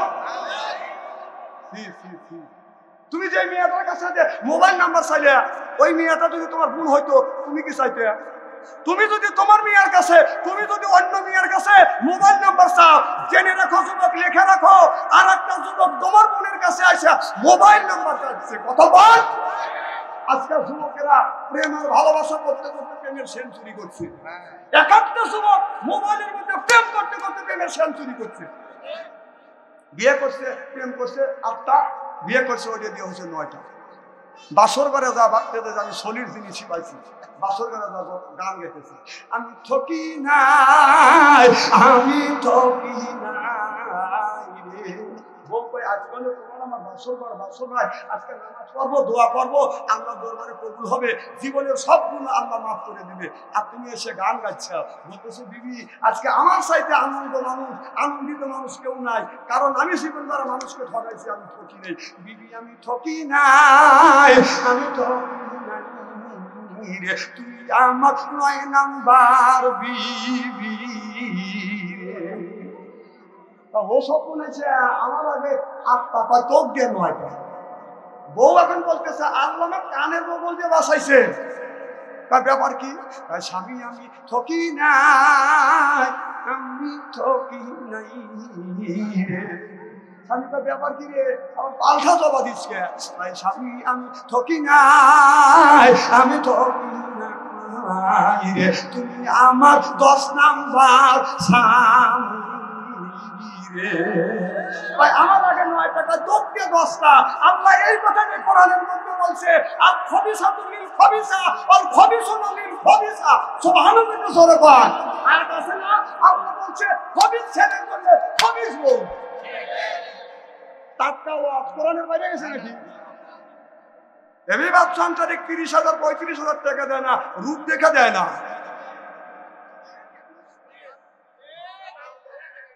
তোর মতন লোক আমার পিছনে দালালি করে জীবন ভরা আমার পাও কামড়ান লাগবে, মাথায় কামড় দিতে পারবি না।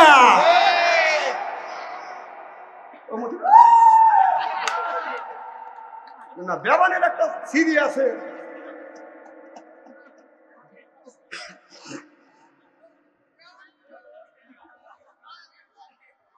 একেবারে কি খারাপ লাগতেছে নাকি? আচ্ছা কয়টা পর্যন্ত চলবে কোন তো আপনারা? না না, পাম দেওয়া যাবে না, 2 ঘন্টা একটা জনগণ মার খাবা নারে তাকবীর। এই যে ওয়াজ করতেছি, এই ওয়াজে আমি আনতে পারবো না, ও হলেই থাকবে। থাক, তুই চাও ব্যাস, যেদিন তুই মরে যাবি তোকে আর কেউ তোর কাছে চাষ হবে না। তোর বউকে যদি বলা যায় যে তোমার স্বামীর সাথে জীবন বড় সংসার করছে, এনে বসে থাকো, হয়তো আমি মসজিদ লেগে বসবো, ও যদি ঘুরে উঠে আবার ঠাচে ধরে আমার।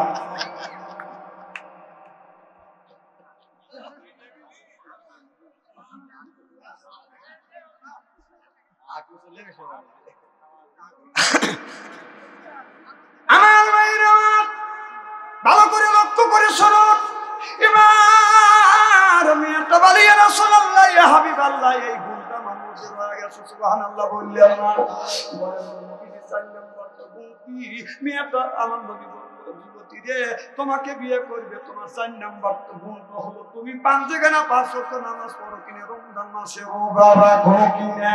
মেয়েটা বলে ইয়া রাসূলুল্লাহ, ইয়া হাবিবাল্লাহ, আমার জ্ঞানের থেকে জিন্দেগি জীবনে কোনদিন নামাজও কাজা করি না, রোজাও কাজা করি না।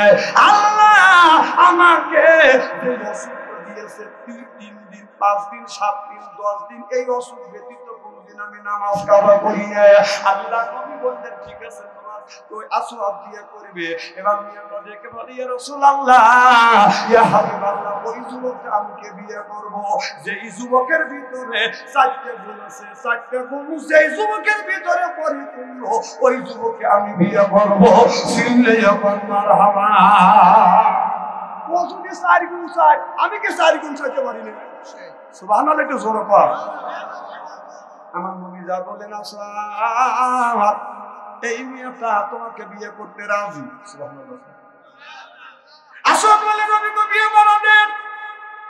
আমার নবী বললেন না না, মেয়েটা চারটা শর্ত দিতে বলে কি চারটা শর্ত বলে চারটা শর্ত চারটা গুণ যদি তোমার ভিতরে থাকে তোমারে বিয়ে করবে আর যদি একটা গুণ থাকে তোমারে বিয়ে করবে না বলে নবীজি কি গুণ আমার মধ্যে দেখি এই গুণ আছে কিনা আমার নবী বললেন আসো প্রথম নম্বর গুণ হলো তুমি পাঁচ থেকে না 5 ওয়াক্ত নামাজ পড়ো কিনা যুবক বলে ইয়া রাসূলুল্লাহ ইয়া হাবিবাল্লাহ আমি প্রত্যেকদিন ফজর নামাজ পড়িয়া 3টে আয়াত হলেও আমি কোরআন তেলাওয়াত করিয়া কাজে বের হয়ে যায় আল্লাহর নবী বলেছে কোন ব্যক্তি যদি ফজর নামাজ পড়িয়া 3টে আয়াত হয় কোরআন তেলাওয়াত করিয়া লোকটা যদি কাজের তালাশে বের হয় আল্লাহর নবী বলেছে ও রিজিকের জামিনদার জিম্মাদার হলো আমার আল্লাহ সুবহানাল্লাহ আল্লাহ আল্লাহ মিকুনা শামসু কামা আল্লাহ আল্লাহ মিকুনা আরদু জামা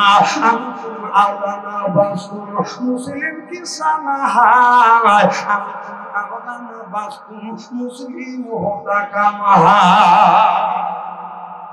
মুসলমানের মতো মুসলমান হও আল্লাহ আল্লাহর মতো তুমি আল্লাহ আল্লাহ হও সুবহানাল্লাহ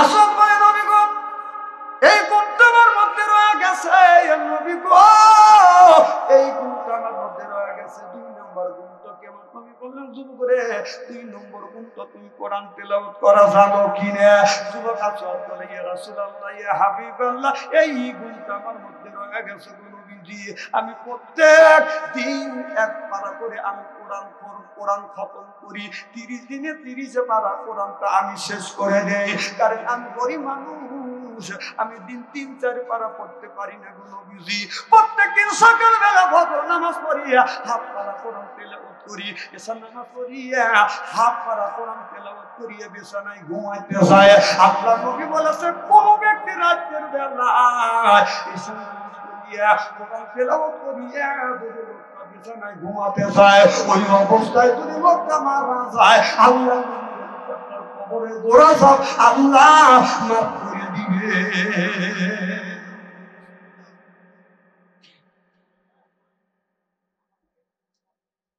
দেখে বলে নবী গো এই গুণটা আমার মধ্যে রয়ে গেছে বলেন গো নবীজি 3 নাম্বার গুণটা কি আল্লাহ নবী বললেন আসসালাম 3 নাম্বার গুণ তোমার ভিতরে পর্দা আছে কিনা শুধু মেয়েদের পর্দা না বাজার পুরুষের পর্দা আছে এখন তুমি যুবক মানুষ আছো তুমি হলো যুবক এরপরে তোমার শরীরটা একটু ভালো আছে সোনার সেল গলায় দিয়ে মুখটা তুমি বাইর করিয়া লাভি নিচে কাপড় পরে রাস্তা দিয়ে মানুষকে দেখাতে দেখাতে গেলে দেখো আমার সব কিছু আছে আজকে বর্তমান যুবকেরা এমন বাজার প্যান্ট পরে এই জিন্সের প্যান্ট পরিয়ে রাস্তা দিয়ে বাজার হাঁটিয়ে যায় আপনার পিছনে তাকালে পায়খানা রাস্তা দেখা যায় সামনে তাকালে সুন্দর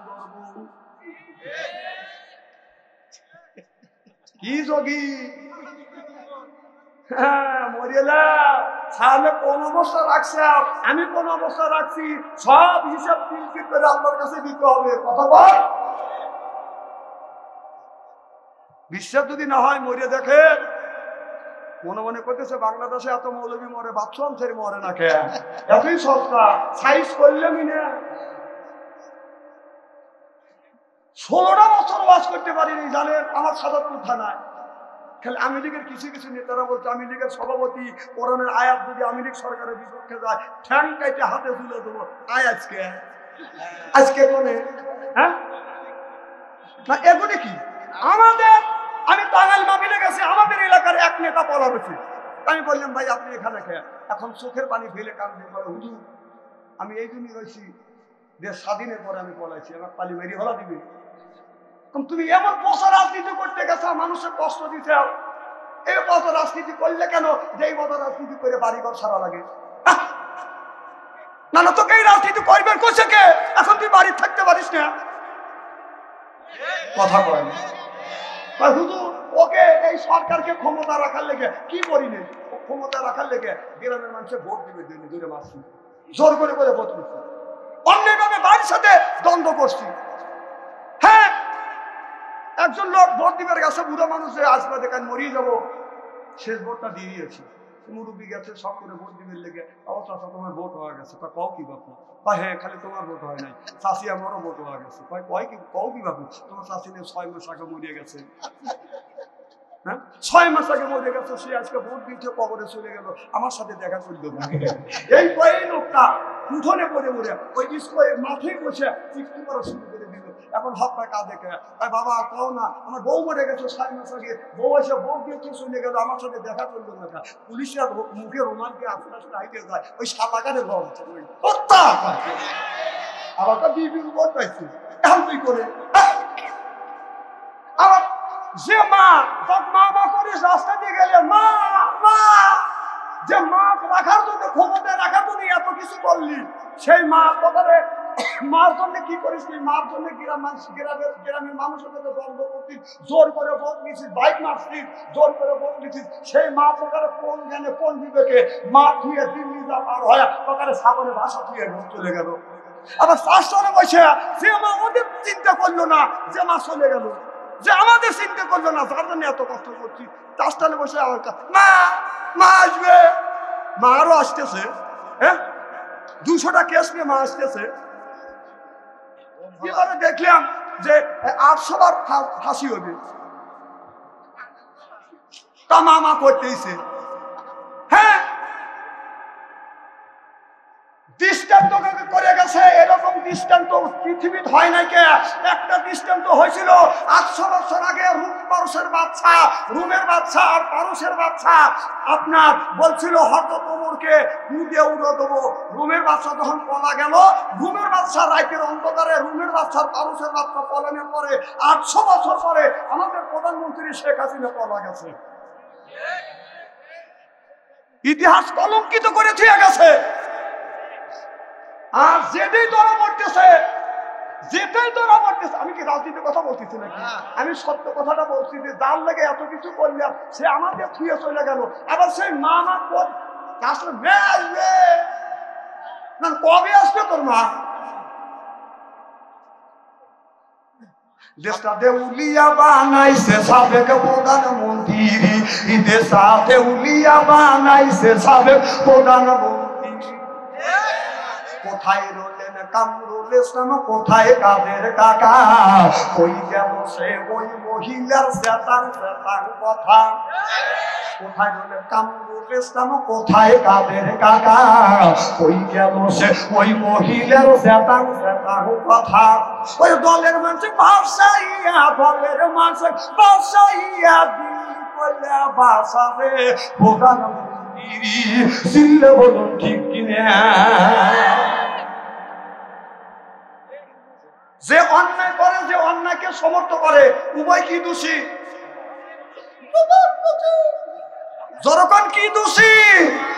সমান দোষী। ওই ভক্ত দৈন্য ভয় পাচ্ছেই, এখানে আতঙ্ক করে থুয়ে গেছে মানুষের।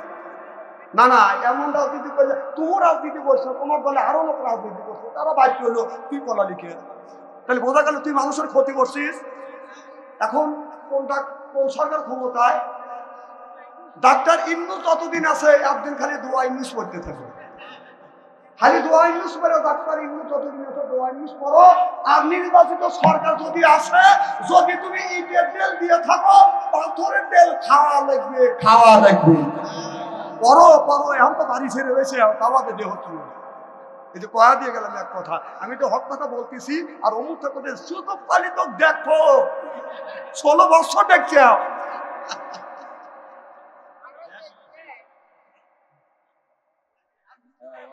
কি খারাপ লাগতেছে নাকি? নারায়ণ তাকবীর। সামনে জায়গা আছে,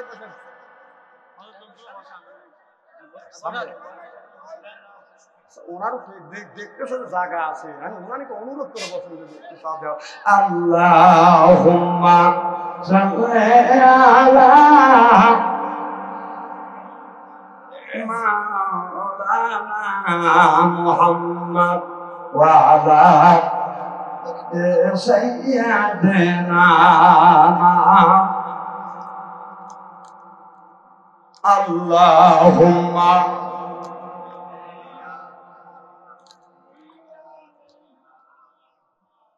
আমিন। এতগুলি মানুষ দরুদ পড়ে গুম গুম করে উঠে। আমি ওয়াজ করি যাই, আপনাদের বলা লাগবে না। আমার ভাইয়েরা আমার ভালো করে লক্ষ্য করে শুনো, হযরত ওমরের জামানায় একটা যুবক বাজার মদিনার থেকে বাজার, মক্কার থেকে বাজার মদিনায় যাচ্ছে, 350 মাইলের বাজার রাস্তা নিয়ে যাচ্ছে, কি নিয়ে উটনি নিয়ে যখন যাইতে যাইতে যাইতে বাজার মরুভূমির মধ্যে দিয়ে বাজার যাচ্ছে, অর্ধেক রাস্তা অতিক্রম করবার পরে বাজার আপনার ক্লান্ত হয়ে গেছে, যুবকটা আপনার ক্লান্তি দূর করতে চিন্তা করতেছে আল্লাহ কোথায় আমি দাঁড়াবো। লক্ষ্য করে দেখে একটা বাগান আপনার ওই খেজুরের গাছ আছে, এই খেজুরের গাছের ওখানে যায় বাবা উঠ থেকে নামিয়ে উটনিটাকে দাঁড় করা রাখিয়ে এই দুধটা খেজুরের সাথে এলান দিয়ে বাজান আপনার এরকম করে এলান দিছে। হঠাৎ করে বাজান অনেক ক্লান্ত শরীর ক্লান্ত দূর করবার জন্য বাদাম চোখে বাদাম তন্দা এসে গেছে, ঘুম এসে গেছে, যুবকটা বাদান এখন ঘুম থেকে জেগে দেখে যে উটনি কাছে রাখছে, উটনিটা বাজার নাই, আর উটনিটা হারিয়ে গেছে। যুবকটা মনে মনে চিন্তা করতেছে আল্লাহ 350 মাইলের রাস্তা আমি অতিক্রম করবো, আল্লাহ গো আমি অর্ধেক রাস্তা অতিক্রম করছি, কিন্তু এই বাগানের কাছে আমি উটনিটাকে রেখে আমি ঘুমিয়ে পড়ছি, আমার উটনিটা হারিয়ে গেছে। আল্লাহ এই মরুভূমির ভিতরে আমি বাঁচবো না, আমার খাদ্য পানি মিনিটে মিনিটে পানি লাগে, আমার খাদ্য পানি সব উটনির কাছে রয়ে গেছে। যুবকটা বাজার উটনিটাকে খুঁজতে লাগলেন, খুঁজতে খুঁজতে যুবকটা যায় দেখে পাশে বাজানে একটা খেজুরের বাগান আছে, ছোট ছোট খেজুর গাছ, আপনার ওই খেজুর গাছের বাগানের ভিতরে যা দেখে উটনিটা বাজান পড়ে রয়েছে, উটনিটা মারা গেছে। এখন দেখে বুড়ো মানুষ যারা আছে, যুবক বলে চাচা চাচা বলে আমি মারছি, আমার এই খেজুরের বাগান খাইছে, এই জন্য আমি মারছি, আরো মারবো। মরার উপরে যখন বাড়ি দিছে, যুবকটা রাগ আছে না দিতে পেরে মনে মনে চিন্তা করতেছে আমার উটনিটা তো মেরেই ফেলছে, আমি কিভাবে যাবো, আবার মরার উপরে বাড়ি দিছে। যুবকটা রাগ হয়ে গেছে, রাগটাকে শেখ দিতে পারে না, মরা খেজুরের হাতে মারার উদ্দেশ্য না, বাদাম রাগটা শেখ দেওয়ার জন্য, রাগটা থামানোর জন্য চাচাকে একটু আঘাত করতে, অমনি চাচা জমিন থেকে বাদাম দুনিয়া থেকে বিদায় হয়ে গেছে, চাচা মারা গেছে। ছেলেটা পরীক্ষা নিরীক্ষা করে দেখে, ছেলেটা পরীক্ষা নিরীক্ষা করে দেখে মুরব্বী মানুষ মারা গেছে। যুবকটা চিন্তা করতেছে আল্লাহ আমি কার বাবাকে হত্যা করলাম, কার স্বামীকে আমি মেরে ফেললাম, আল্লাহ রাজা আসামি হয়ে যাব। ইচ্ছা করলে যুবকটা পালিয়ে গেলেও যেতে পারত, কিন্তু যুবকটা পালায় না। যুবকটা আখেরাতে চিন্তা করতেছে, মনে চিন্তা করতেছে এই নিহত ব্যক্তির স্বজনরা যদি আসে তাদের কাছে এই লাশটা বুঝিয়ে দিয়া আমি মাপসাপ নিয়ে বিদায় নিয়ে চলে যাব। এই বলে যুবকটা 3 থেকে 4 ঘন্টা বাদন অপেক্ষা করতেছে। এই 4 ঘন্টার ভিতরে 4 থেকে 5 ঘন্টার ভিতরে ইচ্ছে করলে যুবকটা পালিয়ে যেতে পারত। যুবকটার ভিতর ঈমান আছে, যুবকটা বাজার পালায় নাই, বরং তো মেলা 2টা যুবক বাজার হাই ফাই করতে আসতে আসে দেখে বাপের লাশটা বাজার পড়ে আছে, লাশের সামনে একটা যুবক দাঁড়া আছে। এবার দেখে বলে যুবকে আমার আব্বাকে কে মানলো? যুবক বললো ভাইজান আমি মারছি, কিন্তু এই কিন্তু বলাও শেষ, 2 ভাই 2টা কাঁচা খেজুরের ঢাল নিয়ে এমন পিটাইনে পিটাইছে গার চামড়া গুলো ফেটে গেছে, রক্ত প্রবাহিত হচ্ছে, কষ্টগুলো বের হয়ে গেছে।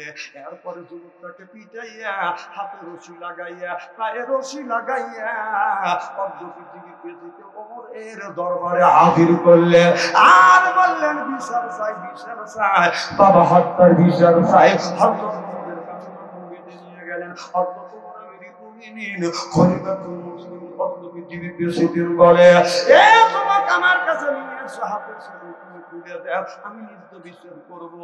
হযরত ওমর বিচারে বাদল বসে গেলেন। এই যুবকটা বাদান দ্বারা আছে।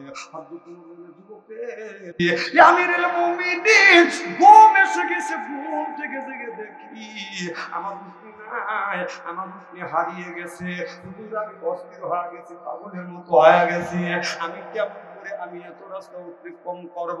এই যে দুইটা ছেলের বাবা, একটা খেজুরের বাগান আছে, ছোট ছোট বাগান, এই বাগানে যাইয়া আমার উঠনির গাছের আগা ডোকা খাইছে। কিন্তু তার বাবা আমার উঠনিটাকে মেরে ফেলছে।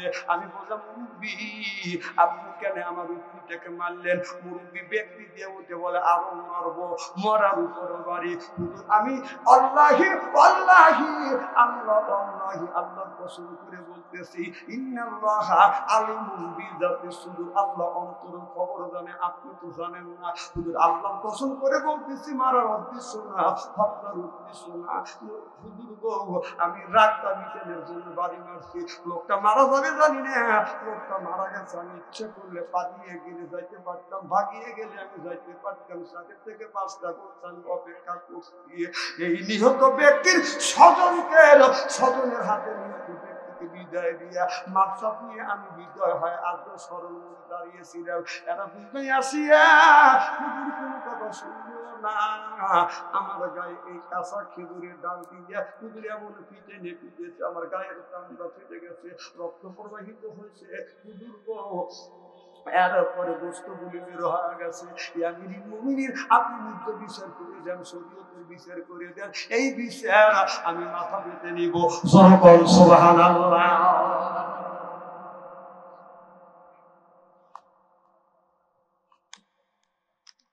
আমার ভাইয়ের, আমার হযরত ওমর বললেন, যুবক রে, শরীয়তের বিধান হলো আল কাতিবিল কাদিয়া দুনিয়া, হাতে বদলা হাত, ফুলের বদলা ফুল, চোখের বদলা চোখ হলো ইসলামের বিধান।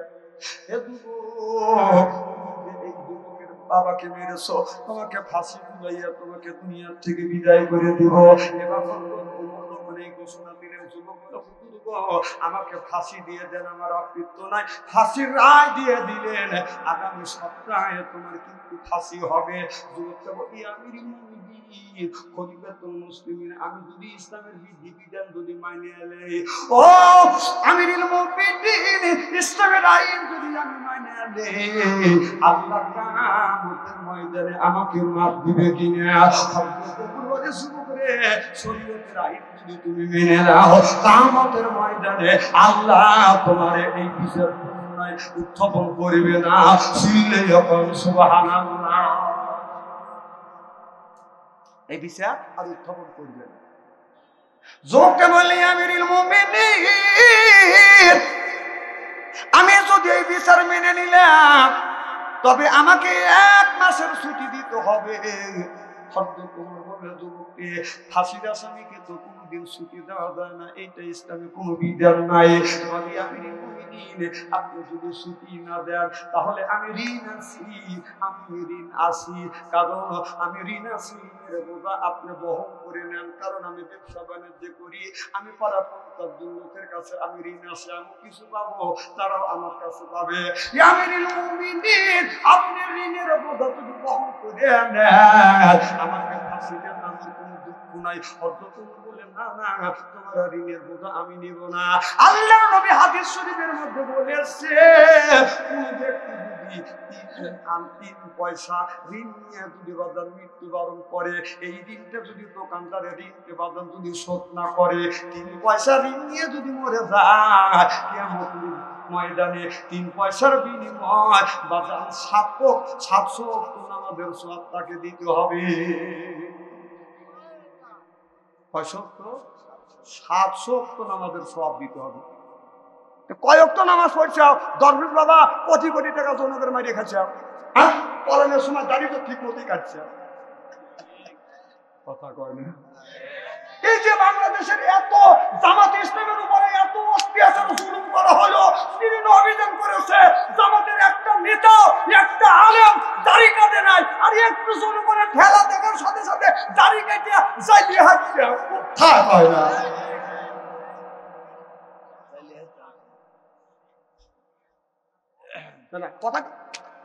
কথাকে অবাস্তব বলতেছি নাকি? না, আমার উপরে রাগ করে লাভ কি? ঘটনা ঘটাইছে।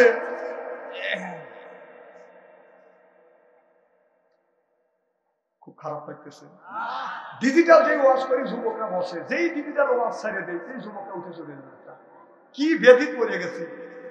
ওই যে কে জানি মিস কল দিছে রাত 12টার পরে ফিরি, এখন রাত 12টার পরে কথা বলা লাগবে না, সেইগুলি উঠে যাচ্ছে। আমি চিনি না।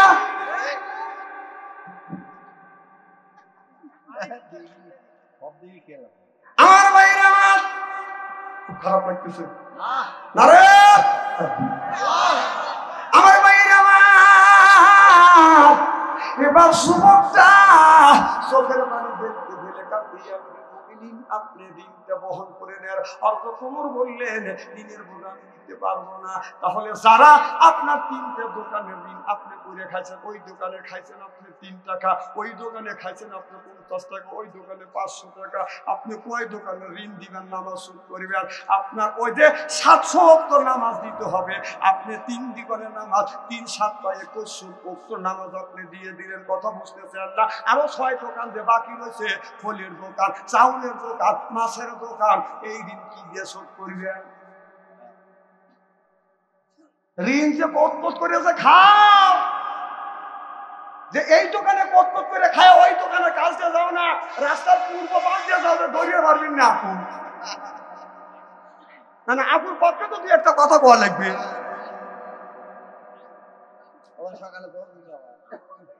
না না কত করে খাওয়া আছে, মরতেছে, তাহলে 3 পয়সা যদি ঋণ করে মারা যায়, কিয়ামতের ময়দানে 3 পয়সার বিনিময় 700 তো নাম 700 রাকাত নামাজের সওয়াব দেওয়া লাগবে। তুমি 500 রাকাত নামাজ পড়ছো,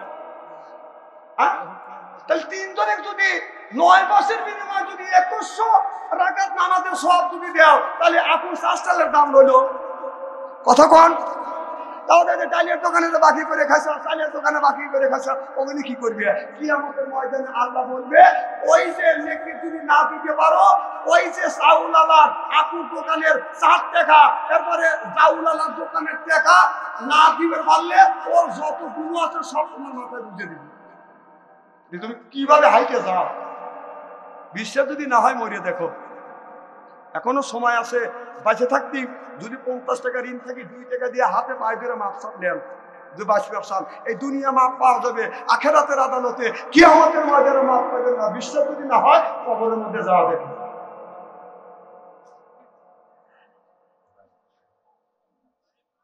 আমার ভাইরা হাসু তোমার বললে যুবক রে, আমি তোমাকে মাপ দিতে পারবো না, ছুটি দিতে পারবো না, ঋণের বাহার আমি নিতে পারবো না, তবে একটা সুযোগ তোমাকে দিতে পারি।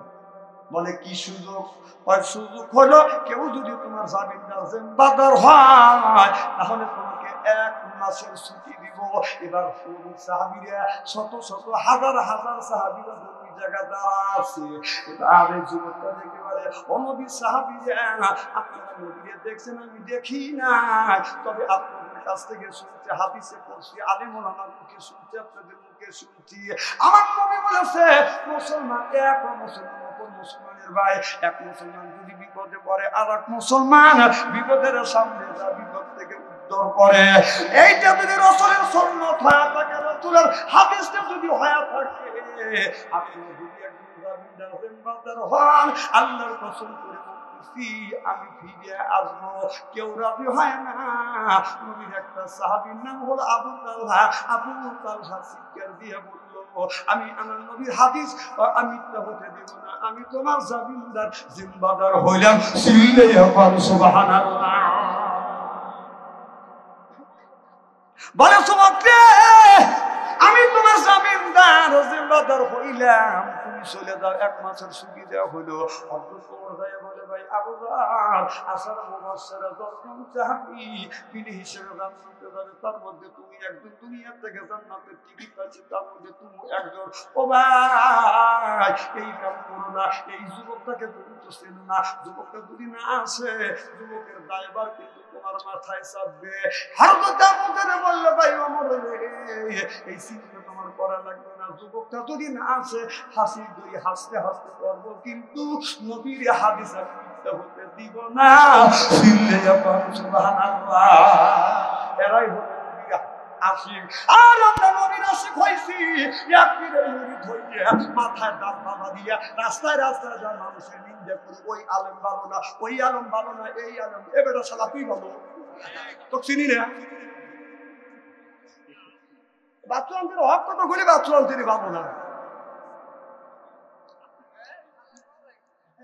আরে এটা এক দেশের গুলি আর এক দেশের গুলি, তুমি গাইল মনে করে পারো দাহা যা দেহ গা দাহা বাপ নামাজ পড়ে নাই দেখে ছেলেরা বলতেছে, ইমাম সাহেব বলতেছে আমি তোমাদের জানাজা নামাজ পড়াবো না তোমার বাবা। তে বললো যে পড়ান লাগবে, তা পড়াতে পারি কাফারা দেওয়া লাগবে, তা কত টাকা হিসাব জিজ্ঞেস করে দেখা যে 7 লক্ষ টাকা হয়েছে। তখন ছেলে বলতেছে যে ডাইনে মসজিদ বামে মসজিদ হালার ব্যথা হালাই নামাজ পড়ো না আর জরিমানা আমার দেওয়া লাগবে নাকি? বলবারা বাগবানে ওরা ফস করে এক কথা কইলে তুমি একবারে কই কিন্তু চুলু হালা দেবো না।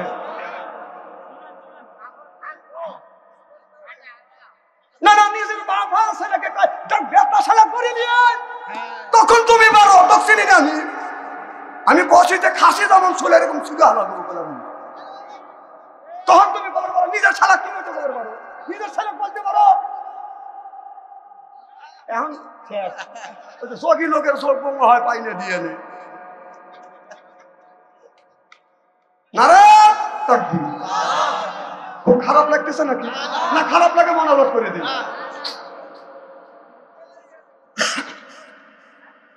ও যে আসরাতের কথা মনে আছে আমার ভাইয়ের আমার হযরত ওমর বলল ভাই দায় কিন্তু নিতে হবে, বললে আমি ফাঁসির দড়ি চড়বো, নবীর হাদিস মিথ্যা হতে দেব না। সুবহানাল্লাহ বললেন না। এবার আসরাত প্রধান কি করলেন, আবাদান এই যুবকটা বাদান যখন চলে গেলেন, এবার যাওয়ার সময় হযরত ওমর বলল যুবক আজকে আরবি মাসের শেষ শুক্রবার আর আরবি মাসের সামনে আগামী পহেলা শুক্রবার জুমার দিন তুমি এসে হাজির হইবে, তা জুমা পরে কিন্তু ফাঁসির কষ্টে ঝুলানো হবে।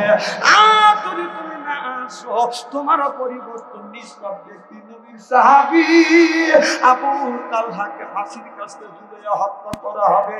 এবার যুবকটা আবু জনের কপালে একটা চুমো দিলে দাঁড়িয়ে ধরে চুমো দিয়ে বলে ভাইজান চিন্তা করো না আমি মুসলমান, আমার জবানে আমি মিথ্যা কথা বলিনি, আমি ঠিক মতে আসবো। যুবকটা বাদান বাড়িতে চলে গেল, বাড়িতে যাইয়া যুবক বাদান জমা জমি তালা তাবু যা কিছু ছিল সব কিছু বাদান বিক্রি করিয়া ঋণটা ছিল ঋণগুলো সব করিয়া আজকে রাত সকালবেলা হলে বাদান শুক্রবার যুবকটা বাদান ফাঁসি হয়ে যাবে।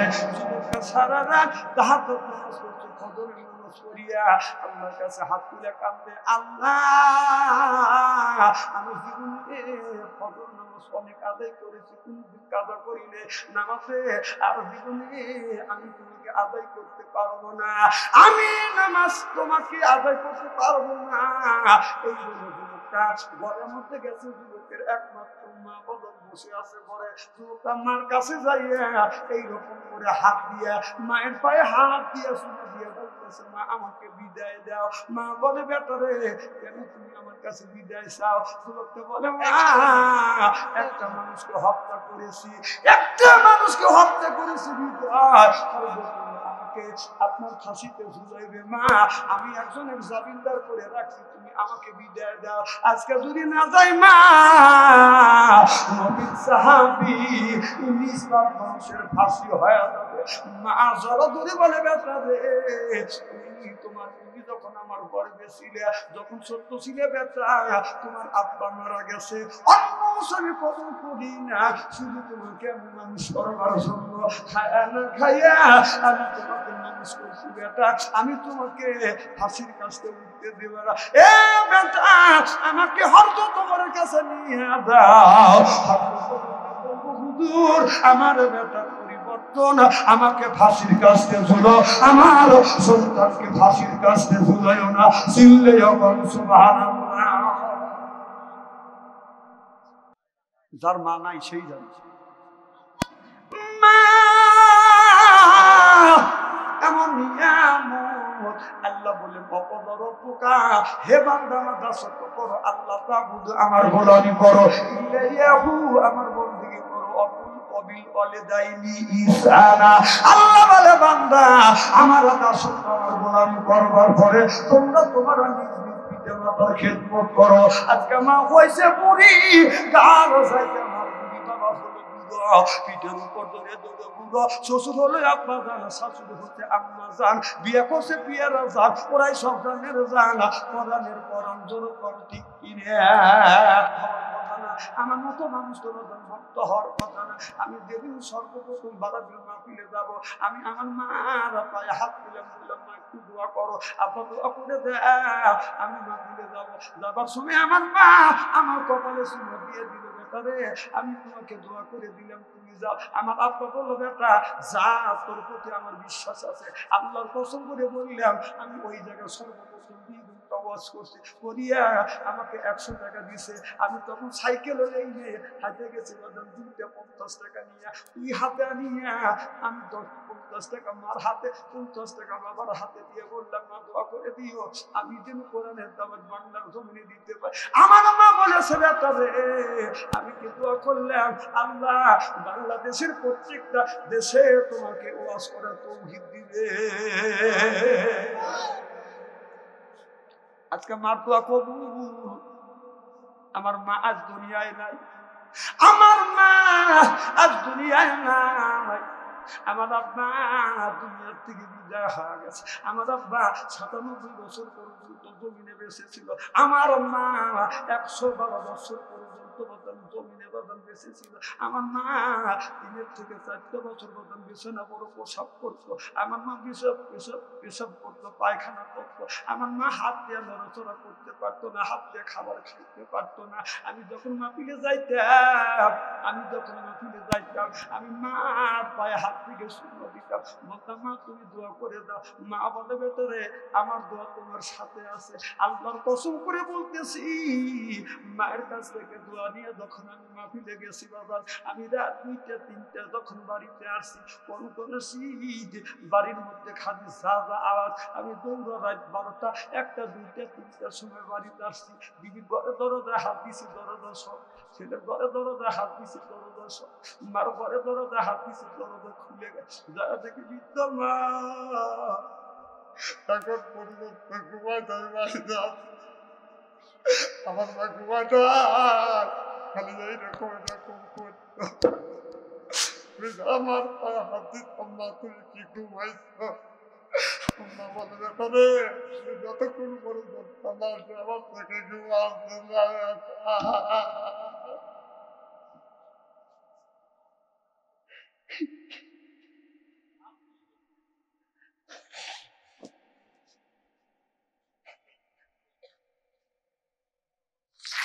যার মানে তার কলিজায় আঘাত লাগবে, চোখে যদি পানি আছে ওই মানুষ তার চোখে পানি আসবে। আমি এসে দেখি আমার মা ঘুমাই নাই এখনো, আনাই আর কে আমার দিনে অপেক্ষা করে।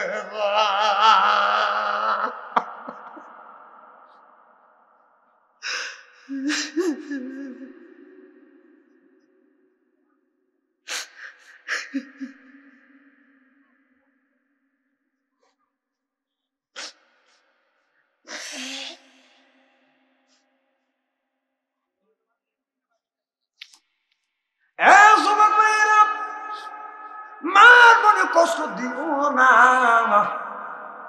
মা বাবা যদি দোয়া করে বাদাম 3টা জিনিস পুরস্কার দেয়। আমার আল্লাহ বলেছে, মা বাবার কি খেদমত করলে আল্লাহ বলেন 1 নাম্বার তোমার ইজ্জত বাড়িয়ে দিব, 2 নাম্বার আল্লাহ হায়াত বাড়িয়ে দিবে, 3 নাম্বার অর্থ সম্পদ বৃদ্ধি করতে দিবে। আল্লাহর কসম করে বলতেছি ভাই, যা আমি রাস্তা দিয়ে যাই আর আমারে বলে খালি জালসা নাও বাদাম দে, এমন কোন দিন নাই দিনের মধ্যে 50টা 100 জালসা দেই না। আমার মা দোয়া কাজে লেগে গেছে, বাবা দোয়া কাজে লেগে গেছে। আমার মা দোয়া করি দুনিয়া থেকে গতকালকে আমি বাড়িতে আসছি 3টার সময় আসিয়া আমি বিবি ঘরে দরজা হাত দিছি, দরজা শক্ত। আহারে মার ঘরে দরজা হাত দিছি, দরজা তালা লাগানো। আমি মার ঘরে দরজা কাটতে পারি না। আল্লাহ আজকে আমার মা নাই, যদি মা থাকতে আল্লাহ আমার মা আমার জন্য অপেক্ষা করতো। একদিন মা বাবার কথা বলতে না পারে আল্লাহর কসম করে বলতেছি, মসজিদের পাশে বাবার মারে কবর দিচ্ছে। একদিন মা বাবার কবরের পাশে ধরে কান দিয়ে দোয়া করে, মারে আর তুমি না কেউ আমার জন্য অপেক্ষা করে না।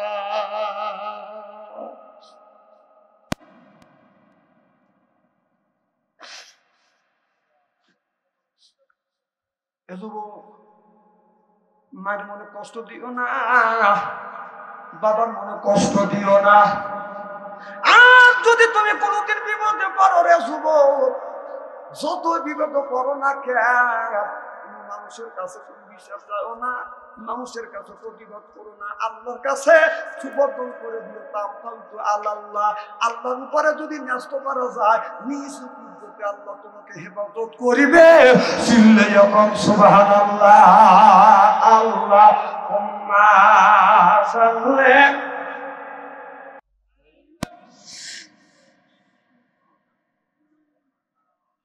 ওয়া আলা আলি সাইয়্যিদিনা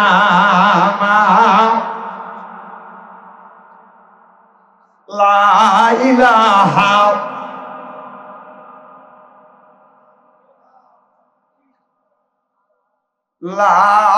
ইলাহা আপনার একেবারে ঠান্ডা হয়ে গেছে নারে তাকবীর। খুব কি খারাপ লাগতেছে নাকি? নারাই তাকবীর। আল কোরআনের আলো। আরে 2 ঘন্টা করে আমার আলোচনা অলরেডি হয়ে গেছে, তারপরেও আমি দেখতেছি যে আপনাদের একটা লোকের চোখে পাতা বন্ধ হয় না। মনে হয় সবে মাত্র স্টেজে আসছি, আপনারাও এসে বসলেন। কাজের মানুষ আছে ভাই, কি কর মনে তো করে দেবো না না, পাম তো দিচ্ছেন না। হ্যাঁ চলবে। আচ্ছা, আমার বাবাজি যখন বলতেছে আর 20 মিনিট জোরকার মার হবা, আমার ভাইয়েরা ভালো করে লক্ষ্য করে শুনুন। আল্লাহর নবী আখিরি জামানার পয়গাম্বার, মা বোনেরা বলতে পারে আগামীকাল আবার বলবি, আরে বাচ্চা অন্তরে কি আছে এলাকার মানুষ আমাদের সম্পর্কে আলোচনা করবে, কিছু করে নাই। হয়তো মা বোনেরা গালি দিতে পারে, কথা বুঝতেছেন না। মা বোনদের বলি, মা একটু ভালো করে শুনেন। আল্লাহর নবী আখিরি জামানার পয়গাম্বার মুহাম্মদ রাসূলুল্লাহ সাল্লাল্লাহু আলাইহি ওয়াসাল্লাম রাত 12টার পরে মা খাদিজাতুল কুবরার ঘরে দরজার কাছে দাঁড়াইছে, নক করছে। খাদিজা একটা ডাক দিছে, অমনি দরজা খুলে দিছে। সুবহানাল্লাহ, একটু জোরে কর। আল্লাহর নবী বলেন, খাদিজা রে, আমি রাত 12টার পরে তোমার ঘরে দরজার কাছে দাঁড়াইছি, একটা ডাকের বেশি 2টা ডাক দিতে হয় নাই। তুমি কি ঘুমাও না? মা খাদিজা তোর কবরা বলে, ইয়া রাসূলুল্লাহ, ইয়া হাবিবাল্লাহ, আপনার আগে 3টা স্বামী সংসার করেছে, এরকম কোনদিন হয় নাই। নবীজি গো, যতদিন ধরে আপনার সাথে ঘর সংসার করতেছি, আল্লাহর কসম করে বলতেছি, আপনার আগে কোনদিন বিছানায় পিট দিয়ে ঘুমাতে যাই নাই। চিল্লাইয়া কম মারহাবা। আর আমাদের যে খাদিজা একটা করে ঘরে আছে, রাত 12টার পরে সাদাপুর শহর থেকে আসিয়া আমাদের খাদিজার ঘরে দরজা নক করবেন, খাদিজা খবর নাই, ও খাদিজা আওয়াজ নাই, ও খাদিজা 3 বার খাদিজার না না, একই কথা কি আমি অবাস্তব বলতেছি নাকি?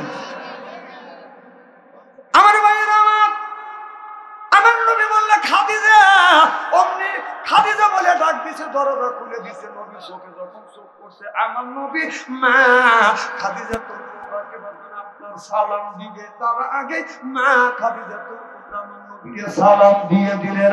আমার নবী বলেছে, আমার নবী 11টা বিবি 10টা বিবিকে আগে আগে নবী আমার সালাম দিছে, কিন্তু খাদিজাকে আমার নবী আগে কোনদিন সালাম দিতে পারে নাই। আল্লাহর নবী বলেছে, কেউ যদি স্বামী যদি বিবিরে সালাম দেয়, বিবি যদি স্বামীকে সালাম দেয়, স্বামী স্ত্রীর ভিতরে মহব্বত পয়দা করে দেয় কে? আমাদের বউ কি সালাম দেয়? আরো জোরে, জোর হইল না? এত মানুষের মধ্যে না করতেছে, বাড়ির যান আজকে খবর আছে, ওই যে বাথরুম থেকে বলছে, আর বলছে না না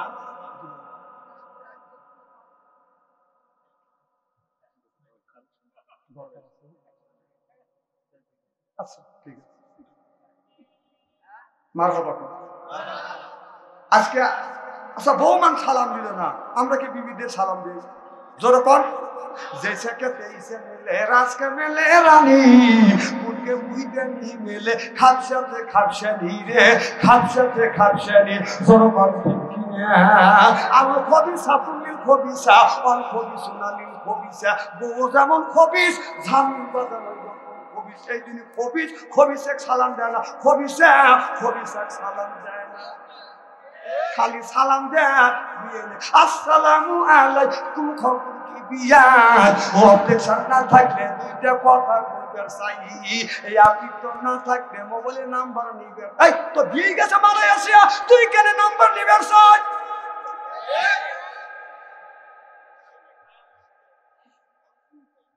খারাপ কিছু করতেছি নাকি আমাদের দেশে অনেক ছেলেরা বিবির সুখের জন্য ছেলে মেয়ের সুখের জন্য বউবাল বাচ্চা থুইয়া বিদ্যা বাদান আপনার কাজ করতেছে কথা বুঝতেছেন না এরপরে বইয়ের নামে অ্যাকাউন্ট করিয়ে টাকা পাঠা দিচ্ছে ওই বউ স্বামী বিদেশে গেছে স্বামীর খায় স্বামীর পরে স্বামী টাকা দিয়ে পরকীয়া প্রেম করে দুইটা ছেলের মা এই ছেলে রাখিয়া আর একটা যুবকের হাত ধরে চলে যায় ওই বিয়া টেকে না ঠিক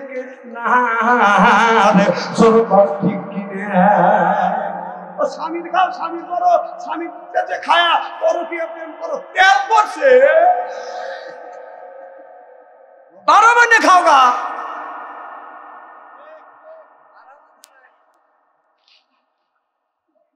তোমার তো সাইজ করতেছি না বক বক করতেছে এই জন্য এলাকা ওয়াজ করা খুব কঠিন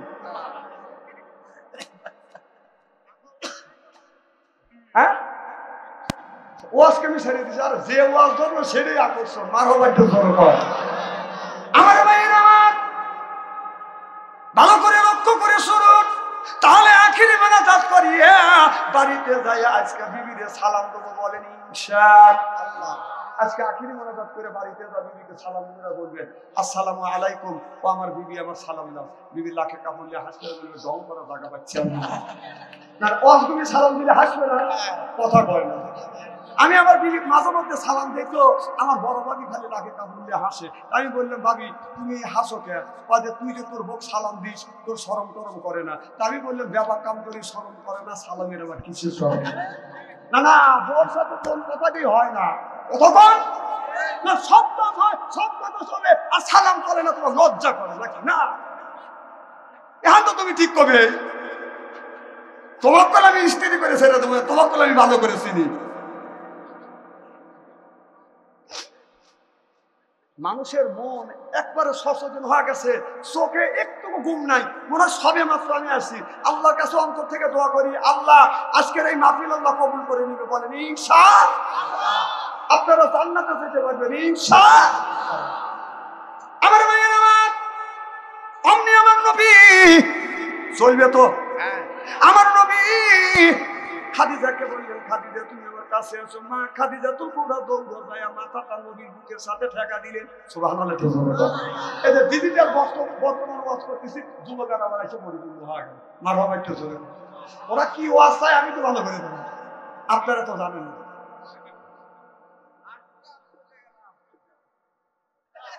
তোমার মতো সঙ্গে চলে গেলে আমার কি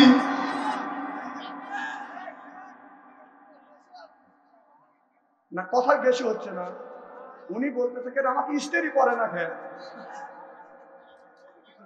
আমার ভাইয়ের আমার নবী মুখের সাথে যখন মাথা ঢাকালেন আমার বলি না খাদিজা তো ওনার সুলে ধরে সমন দিলে না খাদিজা তো আমি আপনার প্রেমে পড়িয়ে আমার টাকা পয়সা অর্থ সম্পদ আল্লাহ তাআলা যা ছিল সব আপনার কদমে কোরবান করে দিলাম দেখে নবী মুআজ্জিজা ধন্য হলো বিবি খাদিজা জীবন করিলেন অর্পণ মানবগুলা যা ছিল নবী চরণে সুপিয়া দিল বানাইল তাদের জীবনের আপন ভালো লাগে না বলুন আল্লাহ নবী গুণের নবী গো আপনি নবী আমার জীবনে নবীর প্রেমিক যারা জবান করে বলুন, আপনি নবী আমার জীবনের, আপনি নবী আমার জীবন সাথী, অন্ধকার কবরের বাতি, আপনার কারণে হব জান্নাতি, আরে রাহমাতাল লিল আলামিন,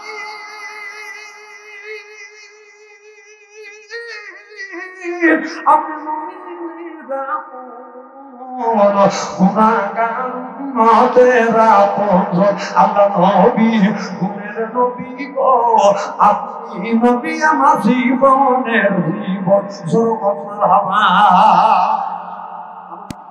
মা খাদিজা শুনে ধরে মাদাম শুনে দিলে সুবহানাল্লাহ বললেন না? মা খাদিজা তো কোবরা বলে, ইয়া রাসূলুল্লাহ, ইয়া হাবিবাল্লাহ, আপনি আমার শুনে আমার নবী বলেন, খাদিজা আমি তোমার তুলে চুমন দিয়া নারীদের ইজ্জত আর মর্যাদা বাড়িয়ে দিয়ে গেলাম রে খাদিজা। ইয়া খাদিজা, তামাম পৃথিবীর নারীদেরকে জানিয়ে দিও, জানিয়ে দিও, কেউ যদি এই হাত দিয়া, কেউ যদি এই হাত দিয়ে যদি বউ মারে, এই হাত দিয়া চুল ধরে ধরে যদি বউ মারে, তাদের হাতে মোনাজাত দান খয়রাত আল্লাহর দরবারে কোনদিন কবুল হবে না। যারা চুল ধরে ধরে বউ মারছেন, যারা বউ মারছেন, তাদের হাতের মোনাজাত দান খয়রাত আল্লাহর দরবারে কবুল হবে না, হতে পারে না, হওয়া সম্ভব না। যারা বউ মারছেন বড় বড় চোখ করছো কেমন? হ্যাঁ, আজকে মা বোনের এই ওয়াজ শুনে মনে মনে বলবি না, হারে এত সুন্দর সোনার মৌলবী কোনে আসিল হুজুর, আমার উপরে দাম নাই, সম্পূর্ণ সেটা চুল ধরে ধরে পেটে। হুজুর ভালো করে বুঝো, যে মার খাচ্ছে না সে আর একজনে বলতেছে আমার এমন মারা মারছে, এখনই ইরিন করতেছে। যারা মার খাইছেন মা, আল্লাহর নবী বলেছে, নারী রে, স্বামী যদি তোমাকে রাগের সময় যদি মাইয়া থাকে, আঘাত করে থাকে মা, ওই জায়গাটা চিহ্ন করে রাখো মা। স্বামীর হাতের ছোঁয়া তোমার শরীরে যেই জায়গা লাগছে, দোজখের আগুনে কোনোদিন ওই জায়গা পুড়িবে না। এমন শুনে বলতেছে না, আমারে ভালোই করছে। তাহলে স্বামীর কি রহমতের হাত, সুদ খাওয়া হাত, ঘুষ খাওয়া হাত, বিড়ি খাওয়া হাত, বিড়ি যারা খায় তাদের হাত দিয়ে বন্ধ, মুখ দিয়ে বন্ধ, দাড়ি দিয়ে বন্ধ, টুপি দিয়ে বন্ধ, জামা দিয়ে বন্ধ, রুমাল দিয়ে বন্ধ, চাদর দিয়ে বন্ধ, লেপ দিয়ে বন্ধ, বালিশ দিয়ে বন্ধ। আমার হয় সুন্দর ওর বউ থাকে কেমনে রে আল্লাহ রে, সরকার ঠিক রে। যারা টাটকা বিড়ি খায়া বর মুখের কাছে তখন মুখলে, বউ খালি মুখ ঘুরো। তোর স্বামী কয় যে আমি তোমার মুখের কাছে মুখলে তুমি মুখ ঘুরাও, বউ কয় যে শরম করে, লজ্জা করে, এই মাত্র তুমি টাটকা বিড়ি খায়া আমার মুখের সাথে মুখ লাগাইছো, তোর পাশার সাইডে তোর মুখের বেশি না, ব্রাশ করতে পারো না, পরে নিয়ে কষ্ট দেওয়া। এই ওয়াজে ধরছি, যারা বিড়ি খায় তারা বলবি না যে বাচ্চন্তের মধ্যে বিড়ি হারাম মনে করবি, হারাম ফতুয়া দিবি না। না, আমি বিড়ি হারাম ফতুয়া দেবো, বিড়ি খাওয়া জায়েজ আছে। হ্যাঁ জায়েজ আছে, বিড়ি খাওয়া জায়েজ আছে এক জায়গা, সেটা হলো টয়লেটে। কোথায়? ওই যে টয়লেটে বসিয়া মানুষ বিড়ি যখন টানে, বিড়ি মধুর মধুর লাগে, বিড়ি মধুর মধুর লাগে। একদিন রমজান মাস স্টেনটা করে জোহরের নামাজ পড়ে গেলাম, আর টয়লেটের কাছে যায় দেখি যে টয়লেট বন্ধ, আর ভিতর থেকে ধুমো খালি গোলা উঠতেছে। আমি বললাম আগুন ধরলো নাকি, এখন দরজা বন্ধ। আমি এরকম পোকা দিলাম, আর ভিতর থেকে সিগন্যাল দিচ্ছে। আমি চিন্তা করলাম মাল এই জায়গায় আছে। না না, বিড়ি খাবে লেখা আছে, বিড়ি খালি ক্যান্সার হবে, বিড়ি খালি অসুখ হবে, বিড়ি খালি ক্ষতি হবে। সেই বিড়ি তুমি খাও, টয়লেটের মধ্যে তা খাবে না।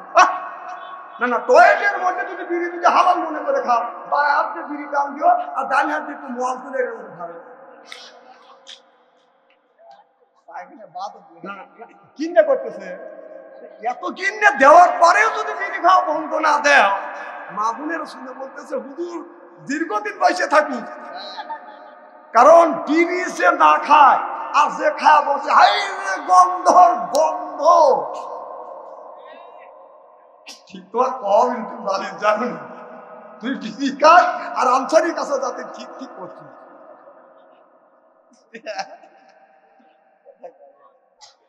এলাকার মানুষ হইলেও, গ্রামের মানুষ হইলেও কাউকে আমি খাতর করতেছি না, কথা কম। আমার ভাইয়ের আমার, আল্লাহ নবী হাদিস শরীফের মধ্যে বলছেন, নারী স্বামী যদি রাগে, হাদিসের কথা না মামা, আরে কথা বল না কেন মামা, সব হাদিসের কথা আমি ধরি এই এই দেশের সাথে মিল করে একটু খাবে খাবে মিলে দিচ্ছি।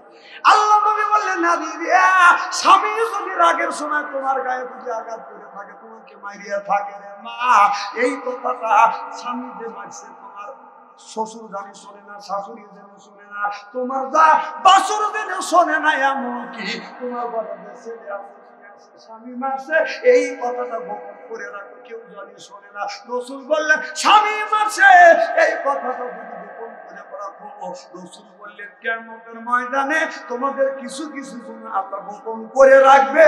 জোরে বলো সুবহানাল্লাহ। আল্লাহ নবী বললেন স্বামী মারছে কথা গোপন করে রাখো। এখন নারীরা গোপন করে, স্বামী যদি রাগ করে যদি একটা থাপ্পড় দেয়, চেঁচা সাবধানে মাথায় তোলে, রাস্তার পাশে বসে বসে কাঁদবে, সর্বনাশা সুদূরে মাধবী। কবিতা বড় বাদ দাও, ও কবিতা আমরা পড়ে যাবো। কত না বাগাবাড়ি, কত না বাগাবাড়ি, পরের বেদি করবে তারে পার, বড় হইতে আইসে গাড়ি নিবেদন সবাই কেউ নামতে চায় না। ওই তোমার ওই গুনগুনানি কবিতা, এই কবিতার মধ্যে কোনো পার্থক্য নাই। ও জামাই আর কোনদিন আম্মা বলবে না রে, জামাই আম্মা বলবে না, তো তোর কি? ওই যে গুনার জানো কাটিয়া সবর মিয়া ভালো হার জানে পড়িল যে কি হবে, এখন তো ঠিক কবিনি।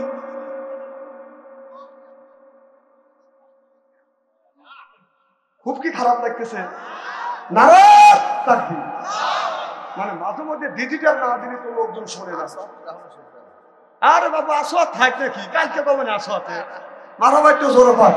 আচ্ছা এই ওয়াজটাকে খুব খারাপ লাগতেছে নাকি? এখন আমার তো দরকার আছে না? আরে আসোয়াতের ওয়াজ শুনে ওই আমল আমরা করতে পারবো না, কিন্তু এর মধ্যে আমল আছে। সুবহানাল্লাহ, একটু জোরে পায়।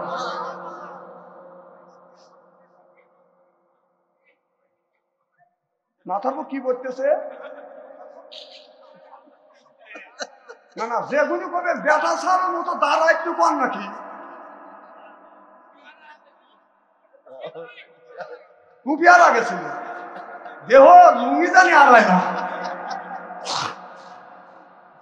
আমার ভাইরা, আল্লাহ নবী বলেছে মা আয়েশা রাদিয়াল্লাহু তাআলা আনহা, আল্লাহর আম্মা আয়েশা রাদিয়াল্লাহু তাআলা আনহা নবীকে একটা কুলের উপরে বসাইয়া মা আয়েশা রাদিয়াল্লাহু তাআলা আনহা নবীকে গোসল করাচ্ছে, কিন্তু পানিটা বাদান ঢেলে দিচ্ছে, শরীরে পানিতে জমিনে পড়ে বাদান লাল হয়ে যাচ্ছে। আমার নবী বলে আয়েশা আমাদের গোসল করাচ্ছে, পানিতে লাল হয়ে যাচ্ছে, কারণটা কি? মা আয়েশা বলে নবী গো আপনি যে কুলের উপরে বসেন ওই কুলের নিচে পা পড়ছে, পা ফেটে রক্ত বের হচ্ছে। আল্লাহর নবী তাড়াহুড়ো করে নামলেন, লক্ষ্য করে দেখে মা আয়েশার রক্ত ফেটে রক্ত প্রবাহিত হচ্ছে। অমনি আমার নবী কত জায়গা ধরলেন আর বললেন ইন্না আতাইনা সাফাহান, এই বলিয়া খুব মোবারক লাগা দিলেন, অমনি বাদাম রক্ত পড়া বন্ধ হয়ে গেলেন। আমার নবী বলে আয়েশা তামাম পৃথিবীর নারীদেরকে আয়েশা তুমি স্ত্রী স্বামীকে যদি গোসল করা দেয়, একটা ফোঁটা স্বামীর গায়ে পানি পড়বে, একটা নেকি। স্বামীর গায়ের থেকে পানি বায়া বায়া যখন জমিনে পড়বে, এক ফোঁটার একটা নেকি নেয় আল্লাহ 10টা নেকি দিয়ে দিবে। আমাদের বউ কি গোসল করা দেয়? হ্যাঁ, গত বছরে একজন বলতেছে হুজুর পুষ মাসে শীত, বুড়ো মানুষ বলতেছে হুজুর 7 দিন 5 দিন ধরে গোসল দেয় না, তা থেকে নামাজ হয়। তোমাকে আপনার বউ নাই কয় আছে, কোন পানি একটু বয়েল করে দেয় না, কয় না। আর আমার দাদা বাচ্চা জিজ্ঞেস করে দেখেন কবে তা শুরু করে দিচ্ছে। একজন যা করেছে মানুষের বউ আমার বউ, মানুষের বউ আমার বউ, তুই বউ বউ করিস, তুই বউ না, তুই তো আজ 30 বছর ধরে তোর সাথে ঘর সংসার করতেছি, একটা দিনে তো পানি বয়েল করে তুই আমার গোসল করা দিলি না। তো বউ বলতেছে এত শখ করে, শক্ত করে দ্বারা গোসল করাতে 15 মিনিট বড় বাসের করিতে পারি সিদ্ধ বসতে, তাহলে হাত দিয়ে দেখা লাগে যে পানিটা মানুষের গায়ে শোবে কি শোবে না। হে পানি টকবক টকবক করতেছে, সোলার বেড়া পার করে বেড়া দেওয়া জোবের বেড়া দিছে, স্বামী দেওয়া ওই জায়গা পেশাব করে দিচ্ছে। বউ ভাবছে যে ওরা গোসল করার জন্য পজিশন নিচ্ছে, এই পানি টকবক করতেছে, একবার না পানি তুলে বক করে দিচ্ছে ডালি, যে গাড়ির মধ্যে পড়ছে ও মা কয়ায় বেড়া ভাঙিয়ে দিব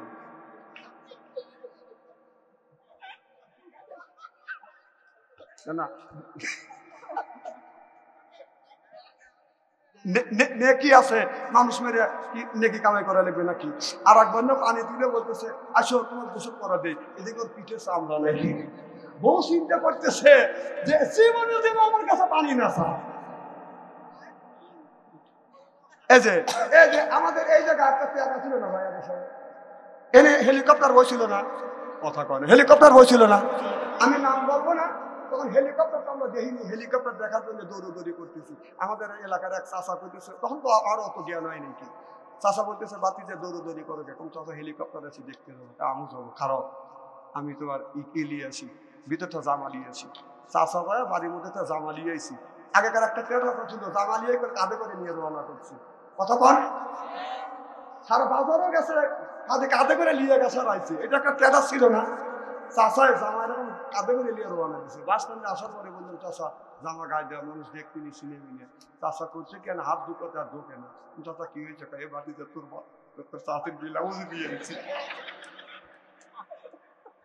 আমার তো দুষ্ট কম নাই চাষা করলাম চাষা ওকে গায়ে দেওয়া চাষা আগেকার ব্লাউজের কিন্তু পিছনে কাটা আছে কথা কয় কতক্ষণ আর এখনকার ব্লাউজের সামনে কাটে এখন তো আরাম হয়েছে আর আগে বল স্বামী যা বোতল লাগা দিছে কথা কর না মানে কথাকে অবস্থা বলতেছি নাকি আগে পিছনে কাটা আছে এখন তো সামনে কাটে এখন তো সুযোগ আর তখন নাকি দেখা দিয়েছে বোতল লাগা দেওয়া লাগছে চাষা এই ব্লাউজ গায়ে দিয়ে হেলিকপ্টার ওখানে দাঁড়াইছে সব মানুষ হেলিকপ্টার দেখাবো চাষাই দেখতেছে বহুত লোক দিয়েছে আমছে সব লোক দিয়েছে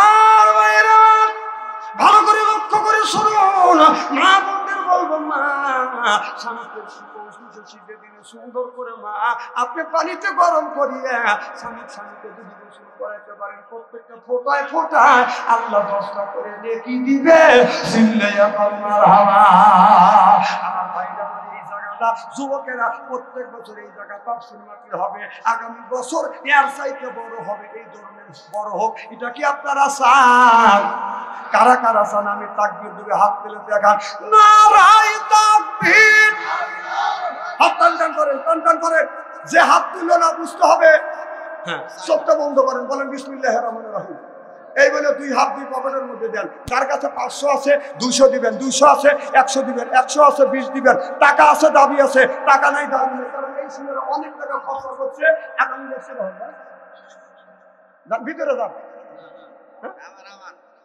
আচ্ছা ভাই না ভিতরে এই রুকু কই এই আবুল কালাম আজাদ কই তোমরা ভিতরে ঢোকো না আমাদের কাছে যাও তোমার কমিটি যে কটা ছাড়বাল আছে মহিলা মা বোনদের কাছে যান মা বোনদের আরো আওয়াজ আছে কি জানি নাম ভাই হ্যাঁ আমরা এখন দোয়া করবো যে যা পারেন দেন আল্লাহ ফজল ভাই 1000 টাকা দান করছে ফজল ভাই দান তুমি গ্রহণ করো ফজলের মধ্যে সব জীবনের গুলো মাফ করে দাও লক্ষ লক্ষ টাকা তুমি গ্রহণ করে দাও আমিন লা ইলাহা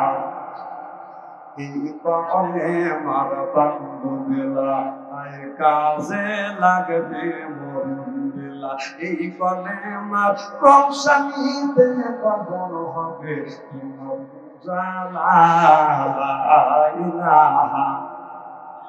এখন দোয়া করা হবে এই এলাকার ভাই বোনেরা কে কোথায় আছেন তাড়াতাড়ি আসেন এখনই তাবারক দেওয়া হবে